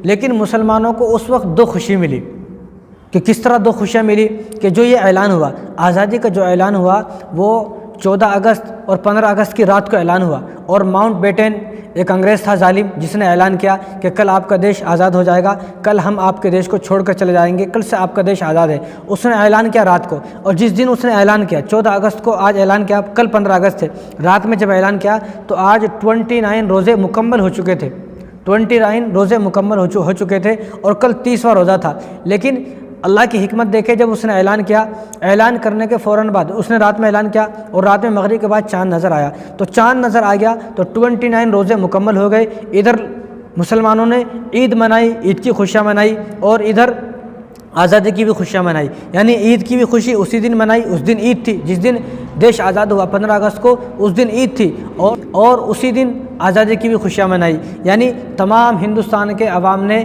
ایک خوشی منائی، تمام مسلمانوں نے 2 خوشیاں منائی، ایک عید کی خوشی اور ایک آزادی کی خوشی۔ لیکن افسوس ہے انگریز پر، انگریز اتنا ظالم ہے کہ وہ جب یہاں سے جا رہا تھا تو اس نے سوچا کہ یہ تو سارے لوگ خوش ہیں، یہ تو سارے لوگ خوش ہیں اور یہ تو ہمارے جانے کے بعد سب خوشی سے رہیں گے، تو لہٰذا ایسا کیا کیا جائے جو ہمارے جانے کے بعد بھی یہ لوگ آپس میں لڑتے رہیں اور آپس میں ایک دوسرے کو مارتے رہیں، کاٹتے رہیں، قیامت تک یہ لوگ لڑتے رہیں، ایسا کیا کریں؟ تو انگریز نے چال چلی۔ جب انگریز نے دیکھا کہ سب لوگ خوش ہیں، خوشیاں منا رہے ہیں، آزادی کی خوشی، تو انگریز نے چال چلی اور انگریز نے محمد علی جناح، جس کی وجہ سے آج ہم پریشان ہیں، تو محمد علی جناح کو بھڑکایا، اس کو یہ بھڑکایا کہ ہم چلے جائیں گے، ہمارے جانے کے بعد یہاں پر مسلمان خوش نہیں رہیں گے۔ اب اس کو اتنا بھڑکایا، اس کے دل میں بھی یہ بات پیدا ہو گئی، اب وہ ریلی نکالنے لگا، مارچ نکالنے لگا، دھرنے دینے لگا، مظاہرے کرنے لگا اور اپنے بیان کرنے لگا کہ آزادی کے بعد مسلمان ہندوستان میں خوش نہیں رہیں گے، خوش نہیں رہیں گے۔ اس لیے میں کہنا چاہتا ہوں کہ بھئی محمد علی جناح تو کیا نبی ہے، تو کیا ولی ہے، تو کیا فرشتہ ہے، یا وہی تیرے اوپر نازل ہو گئی؟ جبرائیل علیہ السلام تیرے اوپر نازل ہو گئے اور جبرائیل علیہ السلام نے تجھے بتایا کہ آزادی کے بعد یہاں مسلمان خوش نہیں رہیں گے؟ کس نے کہا تجھ سے؟ مسلمان تو خوش ہے، الحمدللہ مسلمان خوش ہے اور وہاں سے زیادہ یہاں خوش ہے۔ تو یہ محمد علی جناح جو ہے، اس کو ایسا کیا بتائیں، تو جو محمد علی جناح ہے اس کی وجہ سے آج ہم پریشان ہیں۔ اگر یہ سمجھ جاتا، اس کو کینسر تھا، 1 سال کے بعد مر گیا، 1947 کو یہ دیش آزاد ہوا، 11 ستمبر 1948 کو یہ مر گیا، 1 سال زندہ نہیں رہا، 1 سال اور رک جاتا، 1 سال اور صبر کر لیتا، اور اس کو کینسر تھا۔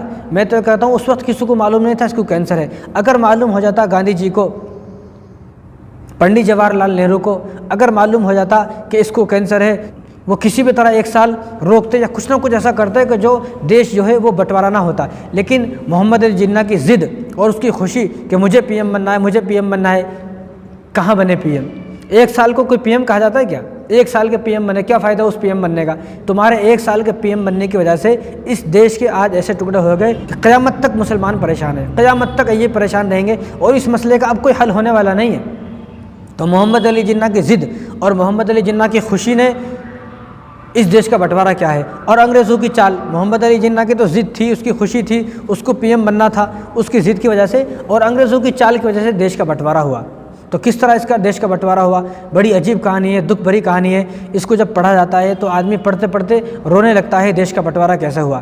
اور عجیب بات تو یہ ہے کہ جس وقت دیش کا بٹوارا ہوا اس وقت یہاں پر ہندوستان کے اندر 20 کروڑ لوگ تھے اور صرف 2 لاکھ انگریز تھے، یعنی 2 لاکھ انگریزوں نے 20 کروڑ ہندوستانیوں پر حکومت کی۔ بڑی عجیب بات ہے، 20 کروڑ لوگوں پر اس لیے حکومت کی کہ آپسی اختلاف کی وجہ سے، آپسی لڑائیوں کی وجہ سے، آپسی جو ہے وہ نا اتفاقی کی وجہ سے، اختلاف کی وجہ سے صرف 2 لاکھ انگریزوں نے 20 کروڑ لوگوں پر حکومت کی۔ بڑی عجیب سی بات ہے۔ تو جاتے جاتے انہوں نے ایک بہت گھنونا کام کیا، ناپاک کام کیا کہ دیش کا بٹوارا کر دیا۔ اگر دیش کا بٹوارا نہ ہوتا اور محمد علی جناح کی ضد نہ ہوتی، اگر وہ ضد نہ کرتے تو آج یہاں کا منظر کچھ اور ہی ہوتا، آج یہاں کے حالات کچھ اور ہی ہوتے، آج یہاں پر لوگ اتنے پریشان نہ ہوتے، جو آئے دن جو حالات ہو رہے ہیں وہ نہ ہوتے اگر محمد علی جناح ایسا نہ کرتا۔ لیکن محمد علی جناح کی غلطی ہے یہ، اور میں اس کو غلطی سمجھتا ہوں کیونکہ میں نے مطالعہ کیا ہے، تو مطالعے کی بیس پر میں بول رہا ہوں کہ محمد علی جناح کی غلطی ہے۔ انگریزوں کی چال تو تھی، لیکن انگریزوں نے چال بھی جبھی چلی نا جب ان کو اپنا ہمدرد ملا، جب ان کو اپنا کوئی دوست ملا۔ تو اگر محمد علی جناح بھی منع کر دیتے کہ دیش آزاد نہیں ہونا چاہیے، جس طرح گاندھی جی نے منع کیا، گاندھی جی تو دیش آزاد ہونے کے بعد جتنی بھی تقریب ہوئی کسی بھی ایک تقریب میں شامل نہیں تھے، جتنی بھی دیش آزاد ہونے کے بعد جتنی بھی پنڈت جواہر لال نہرو کے ذریعے جتنی بھی تقریبات ہوئی، جو بھی کچھ ہوا، جتنے بھی جلسے ہوئے بعد میں، جو جتنے بھی خوشی کے موقع تھے، کیونکہ لوگوں نے خوشیاں منائی، جتنی بھی خوشی کے موقع تھے، ایک خوشی کے موقع میں بھی شامل نہیں ہوئے گاندھی جی۔ گاندھی جی کہاں تھے؟ جہاں پر لوگوں کو مارا جا رہا تھا دیش آزاد ہونے کی وجہ سے، ٹرینوں میں آگ لگ گئی اور جو لوگوں کو جلا دیا گیا، مار دیا گیا، پھانسی پر چڑھا دیا گیا، وہاں جہاں گاندھی جی کو جہاں کے بارے میں پتہ چل رہا تھا کہ یہاں پر ہنسا ہو رہی ہے، فوراً وہاں جا رہے تھے، کسی بھی ایک خوشی میں شامل نہیں تھے۔ تو گاندھی جی نے کافی منع کیا، پنڈت جواہر لال نہرو نے کافی منع کیا، اور حضرت مولانا حسین احمد مدنی رحمۃ اللہ علیہ نے کافی منع کیا۔ جو لوگ ہندوستان چھوڑ کر پاکستان جا رہے تھے ان سے کافی منع کیا، اور مولانا ابوالکلام آزاد رحمۃ اللہ علیہ نے تو جامع مسجد کی سیڑھی پر چڑھ کر بیان کیا اور کہا کہ ہندوستان کے لوگوں تم کہاں جا رہے ہو، یہ جامع مسجد تمہیں پکار رہی ہے، تمہیں بلا رہی ہے، یہ قطب مینار، یہ تاج محل، یہ لال قلعہ تمہیں بلا رہا ہے، یہ تمہاری ہیں، تمہارے باپ داداؤں کی ہیں، تم ان کو چھوڑ کر کہاں جا رہے ہو۔ لیکن جن کو سمجھ میں آیا وہ رکے، لیکن جن کو سمجھ میں نہیں آیا، جو نہ سمجھ تھے، وہ تمام کے تمام اس وقت چلے گئے، انہوں نے ایک نہ سنی۔ تو انگریزوں نے 200 سال حکومت کی، تو 200 سال تک انگریزوں نے دیکھا کہ تو بڑے محبت سے رہتے ہیں، یعنی بٹوارے سے پہلے کسی کو معلوم ہی نہیں تھا کہ ہندوستان کیا ہے، پاکستان کیا ہے، مسلمان کیا ہے، ہندو کیا ہے، کسی کو کچھ معلوم نہیں تھا. سب مل بانٹ کر رہتے تھے، ایک جگہ رہتے تھے، ایک گلی میں رہتے تھے، ایک پلیٹ میں کھانا کھاتے تھے، ایک ساتھ سوتے تھے، ایک ساتھ سارے کام ایک ساتھ ہوتا تھا، سارے کام سب محبت سے رہتے تھے. لیکن یہ جو نفرتیں پیدا ہوئی ہیں وہ بٹوارے کے بعد پیدا ہوئی ہیں. انگریزوں نے جب دیکھا کہ ہم 200 سال سے یہاں پر ہیں، 200 سال سے ان کے درمیان نہ کوئی لڑائی ہوتی ہے، نہ کوئی جھگڑا ہوتا ہے، ایسا کچھ ہوتا نہیں ہے، کتنی محبت سے رہتے ہیں، تو ایسا کون سا شوشہ چھوڑا جائے ان کے اندر نفرت پیدا ہو جائے، ان کے اندر عداوت اور بغض پیدا ہو جائے، ایک دوسرے سے لڑتے رہیں، مرتے رہیں. اب ہم لوگ تو یہاں سے چلے جائیں اور یہ آپس میں لڑتے مرتے رہیں. تو انگریزوں کے ذہن میں یہ بات آئی کہ ہم دیش کا بٹوارہ کر دیں گے، کیونکہ ان کو معلوم تھا دیش کا بٹوارہ کریں گے تو آپس میں لڑائی ہوگی. تو وہی ہوا. 13 جون 1947 کو ماؤنٹ بیٹن نے اعلان کیا کہ 15 اگست کو یہ دیش آزاد بھی ہوگا اور 15 اگست کو اس دیش کا بٹوارہ بھی ہوگا. لیکن جب کسی کو بات سمجھ میں نہیں آئی، بٹوارہ بولے تو کسی کو سمجھ میں نہیں آیا وہ کیا ہوتا ہے، تو اس نے ریڈیو پہ اعلان کیا کہ تمہارے پاس 73 دن ہے. یعنی اس نے جب اعلان کیا تو وہ 3 جون 1947 تھا، یعنی 73 دن پہلے اعلان کیا کہ ہم 15 اگست کو دیش چھوڑ کر چلے جائیں گے. تو تمہارے پاس 73 ڈیز ہے، 73 دن ہے. ان 73 دنوں میں جس کو پاکستان جانا ہے وہ پاکستان چلے جائے، جس کو یہاں رہنا وہاں ہے وہ یہاں پر رہ جائے. اس نے اعلان کیا. اس وقت میں کسی کو سمجھ میں نہیں آیا کیا ہے وہ بٹوارہ، کیا ہے پاکستان کا ہندوستان کا، کیونکہ سب مل کر رہ رہے تھے، کسی کو سمجھ میں نہیں آیا. تو اس ظالم نے ایک انگریز کو بلایا، ریڈ کلف جس کا نام ہے، وہ لندن کا وکیل تھا ریڈ کلف. وہ اس سے پہلے کبھی ہندوستان نہیں آیا، نہ اس کے بعد کبھی ہندوستان آیا. اس کے بعد اگر ہندوستان آ جاتا تو اس کی ہڈیاں نہیں بچتی تھی یہاں پر. اس ظالم نے جو فیصلہ کیا تو وہ ریڈ کلف یہاں پر آیا لندن سے. تو اس سے کہا کہ بھائی ہندوستان پاکستان کا بٹوارہ ہو گیا ہے اور اس کو الگ الگ کرنا ہے. اب وہ پہلی مرتبہ آیا ہے، اب ان ظالموں کو بھی لڑائی جھگڑا کروانا تھا. اب اس کو بھی سمجھ میں نہیں آ رہا آخر مجھے کرنا کیا ہے، آخر میں نقشہ بنانا ہے، ہندوستان الگ کرنا ہے، پاکستان الگ کرنا ہے، کیا کروں میں. اس کو سمجھ میں نہیں آیا، نہ اس کو کچھ معلوم ہے، نہ پہلے کبھی ہندوستان آیا نہ اس کے بعد کبھی ہندوستان آیا، اس کو کچھ معلوم ہے نہیں.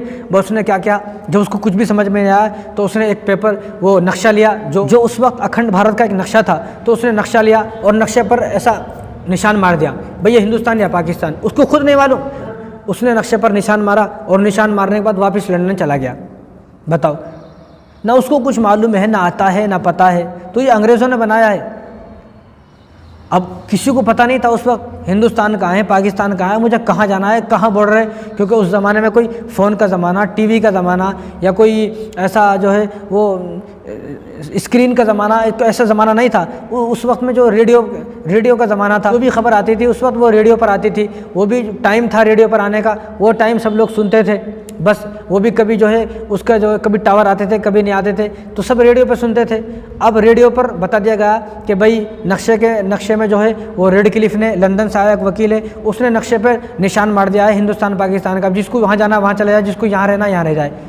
اب عجیب سی بات ہے، کسی کو سمجھ میں نہیں آ رہا آخر کہاں جائیں، آخر جائیں تو جائے کہاں. تو بہت دن تک تو یہ 73 دن تک تو کسی کو سمجھ میں نہیں آیا کہ کس کو کہاں جانا ہے. لیکن جب 14 اگست کی رات، آج 14 اگست کی رات تھے، صبح میں 15 اگست تھے، جب یہ اعلان رات میں ہوا کہ کل دیش آزاد ہو جائے گا. اب یہ ایک خوشی تھی، آزادی کی خوشی تھی. اور اسی دن لوگوں نے فیصلہ کیا کہ ہمیں پاکستان جانا ہے. جو وہاں لوگ تھے انہوں نے فیصلہ کیا ہمیں ہندوستان جانا ہے. اب آپ یہ دیکھیں، جو لوگ محبت سے رہ رہے تھے، ایک ہی دیش میں لوگ محبت سے رہ رہے تھے، جن کے کتنے خواب تھے، کتنی تمنائیں تھیں، کتنی آرزو تھی، کتنی خواہش تھی کہ دیش آزاد ہوگا، دیش آزاد ہونے کے بعد ہم یہ کریں گے وہ کریں گے. کتنی محبت تھی، وہ ساری محبت ایک ہی رات میں نفرت میں بدل گئی. یعنی جو آپس میں ایک دوسرے سے محبت کرتے تھے، ایک دوسرے کے ساتھ رہتے تھے، بس وہ ساری محبت نفرت میں، دشمنی میں بدل گئی. کیوں؟ کیونکہ جب بٹوارہ ہوا نا تو وہ ایسا نہیں کہ بھئی بٹوارہ ہو گیا بھئی یہ پاکستان ہندوستان، ایسا نہیں، بلکہ جب بٹوارہ ہوا تو تمام چیزوں کا بٹوارہ ہوا. جیسا کہ پیسوں کی مشین ہے تو جتنے اس وقت میں پیسے تھے ان کو بھی بٹوارہ ہوا کہ اس میں سے آدھے پیسے پاکستان کو جائیں گے، آدھے ہندوستان کو جائیں گے. جو پیسے بنانے کی مشین تھی اس مشین کا بھی بٹوارہ ہوا. جو کتابیں تھیں ان کتابوں کا بٹوارہ ہوا. یہاں تک کہ جو فوج تھی اس فوج کا بھی بٹوارہ ہوا. صرف شراب ایک ایسی چیز تھی جس کا بٹوارہ نہیں ہوا، ورنہ ہر چیز کا بٹوارہ ہوا. ٹرین کا بٹوارہ ہوا، فوج کا بٹوارہ ہوا، اور جتنے بھی پیسے، جتنے بھی جو خزانہ تھا اس تمام خزانے کا بٹوارہ ہوا. اب یہ جو بٹوارہ ہو رہا ہے خزانے کا اور فوج کا، یہ ان چیزوں کی وجہ سے ایسی آگ بھڑکی کہ سارے لوگ ایک دوسرے کے دشمن بن گئے، خون کے پیاسے بن گئے. یعنی کل تک جو لوگ انگریزوں سے لڑ رہے تھے مل کر، آج وہ لوگ آپس میں لڑنے لگے. صرف اس بٹوارے کی وجہ سے۔ انگریز تو یہ چاہ رہا تھا۔ پھر ایسا ہوا 13 اگست کو جب یہ اعلان ہوا، اعلان کے فوراً بعد 13 اگست کو ایک ٹرین دلی سے لاہور کے لیے چلی۔ جب یہاں سے دلی سے چلی وہ تو اس کے اندر لوگ تھے زندہ، لیکن جب وہ لاہور پہنچی تو ایک آدمی زندہ نہیں تھا۔ اسی طرح 14 اگست کو ایک ٹرین چلی، کہاں سے؟ لاہور سے امرتسر۔ اب جب لاہور سے لوگ سوار ہوئے تو سارے زندہ تھے، جب وہ امرتسر پہنچی تو ایک آدمی زندہ نہیں تھا، اس میں سب لوگوں کو قتل کر دیا گیا، سارے لوگ قتل ہو گئے۔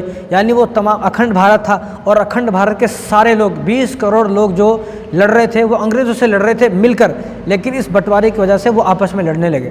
جو خوشی تھی آزادی کی خوشی، وہ ساری خوشی ماتم میں بدل گئی، اور ساری دوستی دشمنیوں میں بدل گئی، عداوت میں بدل گئی، ساری محبتیں نفرت میں بدل گئی۔ لیکن نہ انگریز کا کوئی نقصان ہوا، انگریز تو ہنس رہا تھا، انگریز اب تک گیا نہیں تھا، انگریز نے اعلان تو کر دیا تھا لیکن گیا نہیں تھا، تھوڑے دن کے بعد گیا تھا۔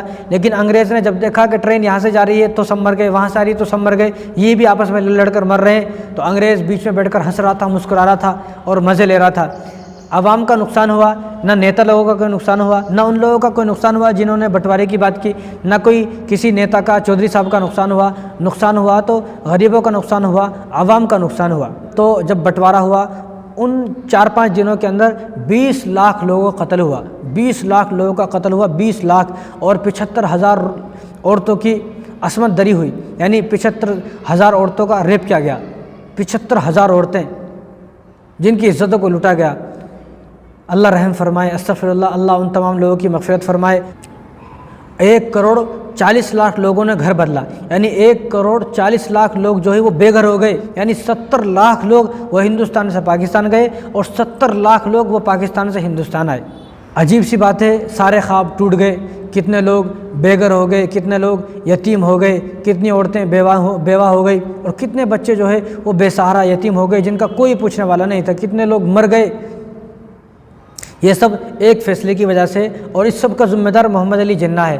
اگر محمد علی جناح ایسا نہ کرتا تو یہ لوگ مرتے نہ، اتنے لوگ نہ بے گھر ہوتے، نہ اتنے لوگوں کا قتل ہوتا، نہ اتنے 75,000 عورتوں کی جو ہے وہ ریپ ہوا ہے۔ یہ تو وہ ڈاٹا ہے جو آپ بھی دیکھ سکتے ہیں، یہ تو وہ ڈاٹا ہے جو منظر عام پر آیا، جو نیوز میں آیا اس وقت، ریڈیو پر بتایا گیا، جو انگریزوں نے بتایا اس وقت۔ باقی جو معاملے اس وقت میں چھپا دیے گئے، چھپ گئے، جن معاملوں کے بارے میں کسی کو پتہ ہی نہیں ہے، یا کوئی جنگلوں میں رہنے والے تھے، آدیواسی تھے جن کو مار دیا گیا، کوئی جن کا پرسان حال نہیں تھا، وہ ایک الگ ہے۔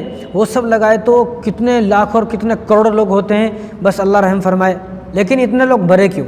کیا وجہ ہے اتنے لوگ مر گئے؟ اس کی وجہ یہ ہے کہ جب اس ریڈ کلف نے، جو لندن کا وکیل یہاں پر آیا اور اس نے نقشے پر جو اکھنڈ بھارت کا نقشہ تھا اس پر لکیر کھینچ دی، لائن مار دی کہ بھئی یہ ہندوستان پاکستان، تو اب کسی کو پتہ نہیں تھا، اس زمانے میں کوئی ایسا نہیں تھا کہ بارڈر بنا دیا، بارڈر تو اب بنا ہے بعد میں، بارڈر اس وقت میں نہیں تھا۔ تو صرف یہ بتایا اس نے کہ جو ہندوستان کی راجدھانی ہے وہ دلی ہے، جو پاکستان کی راجدھانی ہے وہ کراچی ہے۔ اب سب کے ذہن میں ایک ہی بات تھی کہ مجھے دلی تک پہنچنا ہے، کیونکہ ان کو معلوم نہیں تھا کہ دلی سے بہت دور بارڈر ہے، ادھر کراچی ہے۔ اب وہ کراچی والوں کو، جو یہاں سے جانے والے تھے، ان کو بھی نہیں معلوم تھا کہ بارڈر کہاں ہے۔ اب جو یہاں سے جا رہے تھے ان کے ذہن میں تھا کہ مجھے کراچی پہنچنا ہے، جو وہاں سے آنے والے تھے ان کے ذہن میں تھا مجھے دلی پہنچنا ہے۔ کسی کو سمجھ میں نہیں آ رہا تھا، سب لوگوں کے ذہن میں بس یہ 2 بات تھی کہ کراچی دلی، کراچی دلی۔ جو ہندوستان آنے والے تھے وہ دلی تک پہنچنا چاہتے تھے، جو پاکستان جانے والے تھے وہ کراچی تک پہنچنا چاہتے تھے۔ لیکن جب کسی کو سمجھ میں نہیں آیا مجھے کہاں جانا ہے، تو لوگ چلتے جا رہے ہیں۔ اب راستے میں جس کو دیکھا عزت لوٹ لی، مال لوٹ لیا، قتل کر دیا۔ تو جب کسی کو پتہ ہی نہیں تھا مجھے جانا کہاں ہے، وہ پتہ نہ ہونے کی وجہ سے اتنے لوگوں کا قتل ہوا۔ تو یہ ایک بات پتہ نہ ہونے کی وجہ سے کہ بارڈر کہاں ہے، کسی کو پتہ نہیں تھا بارڈر آخرکار ہے کہاں، نہ بارڈر اس وقت کس نے بنایا تھا، تو بعد میں بنایا بارڈر۔ تو بارڈر نہ پتہ ہونے کی وجہ سے اتنے لوگوں کا قتل عام ہوا۔ تو بس ہم تو دعا کرتے ہیں اللہ تبارک و تعالیٰ ان سب کی مغفرت فرمائے، ان سب کی بخشش فرمائے کہ جو لوگ بٹوارے کے وقت مارے گئے، بس ہم تو ان کے لیے دعا کر سکتے ہیں، کیا کر سکتے ہیں۔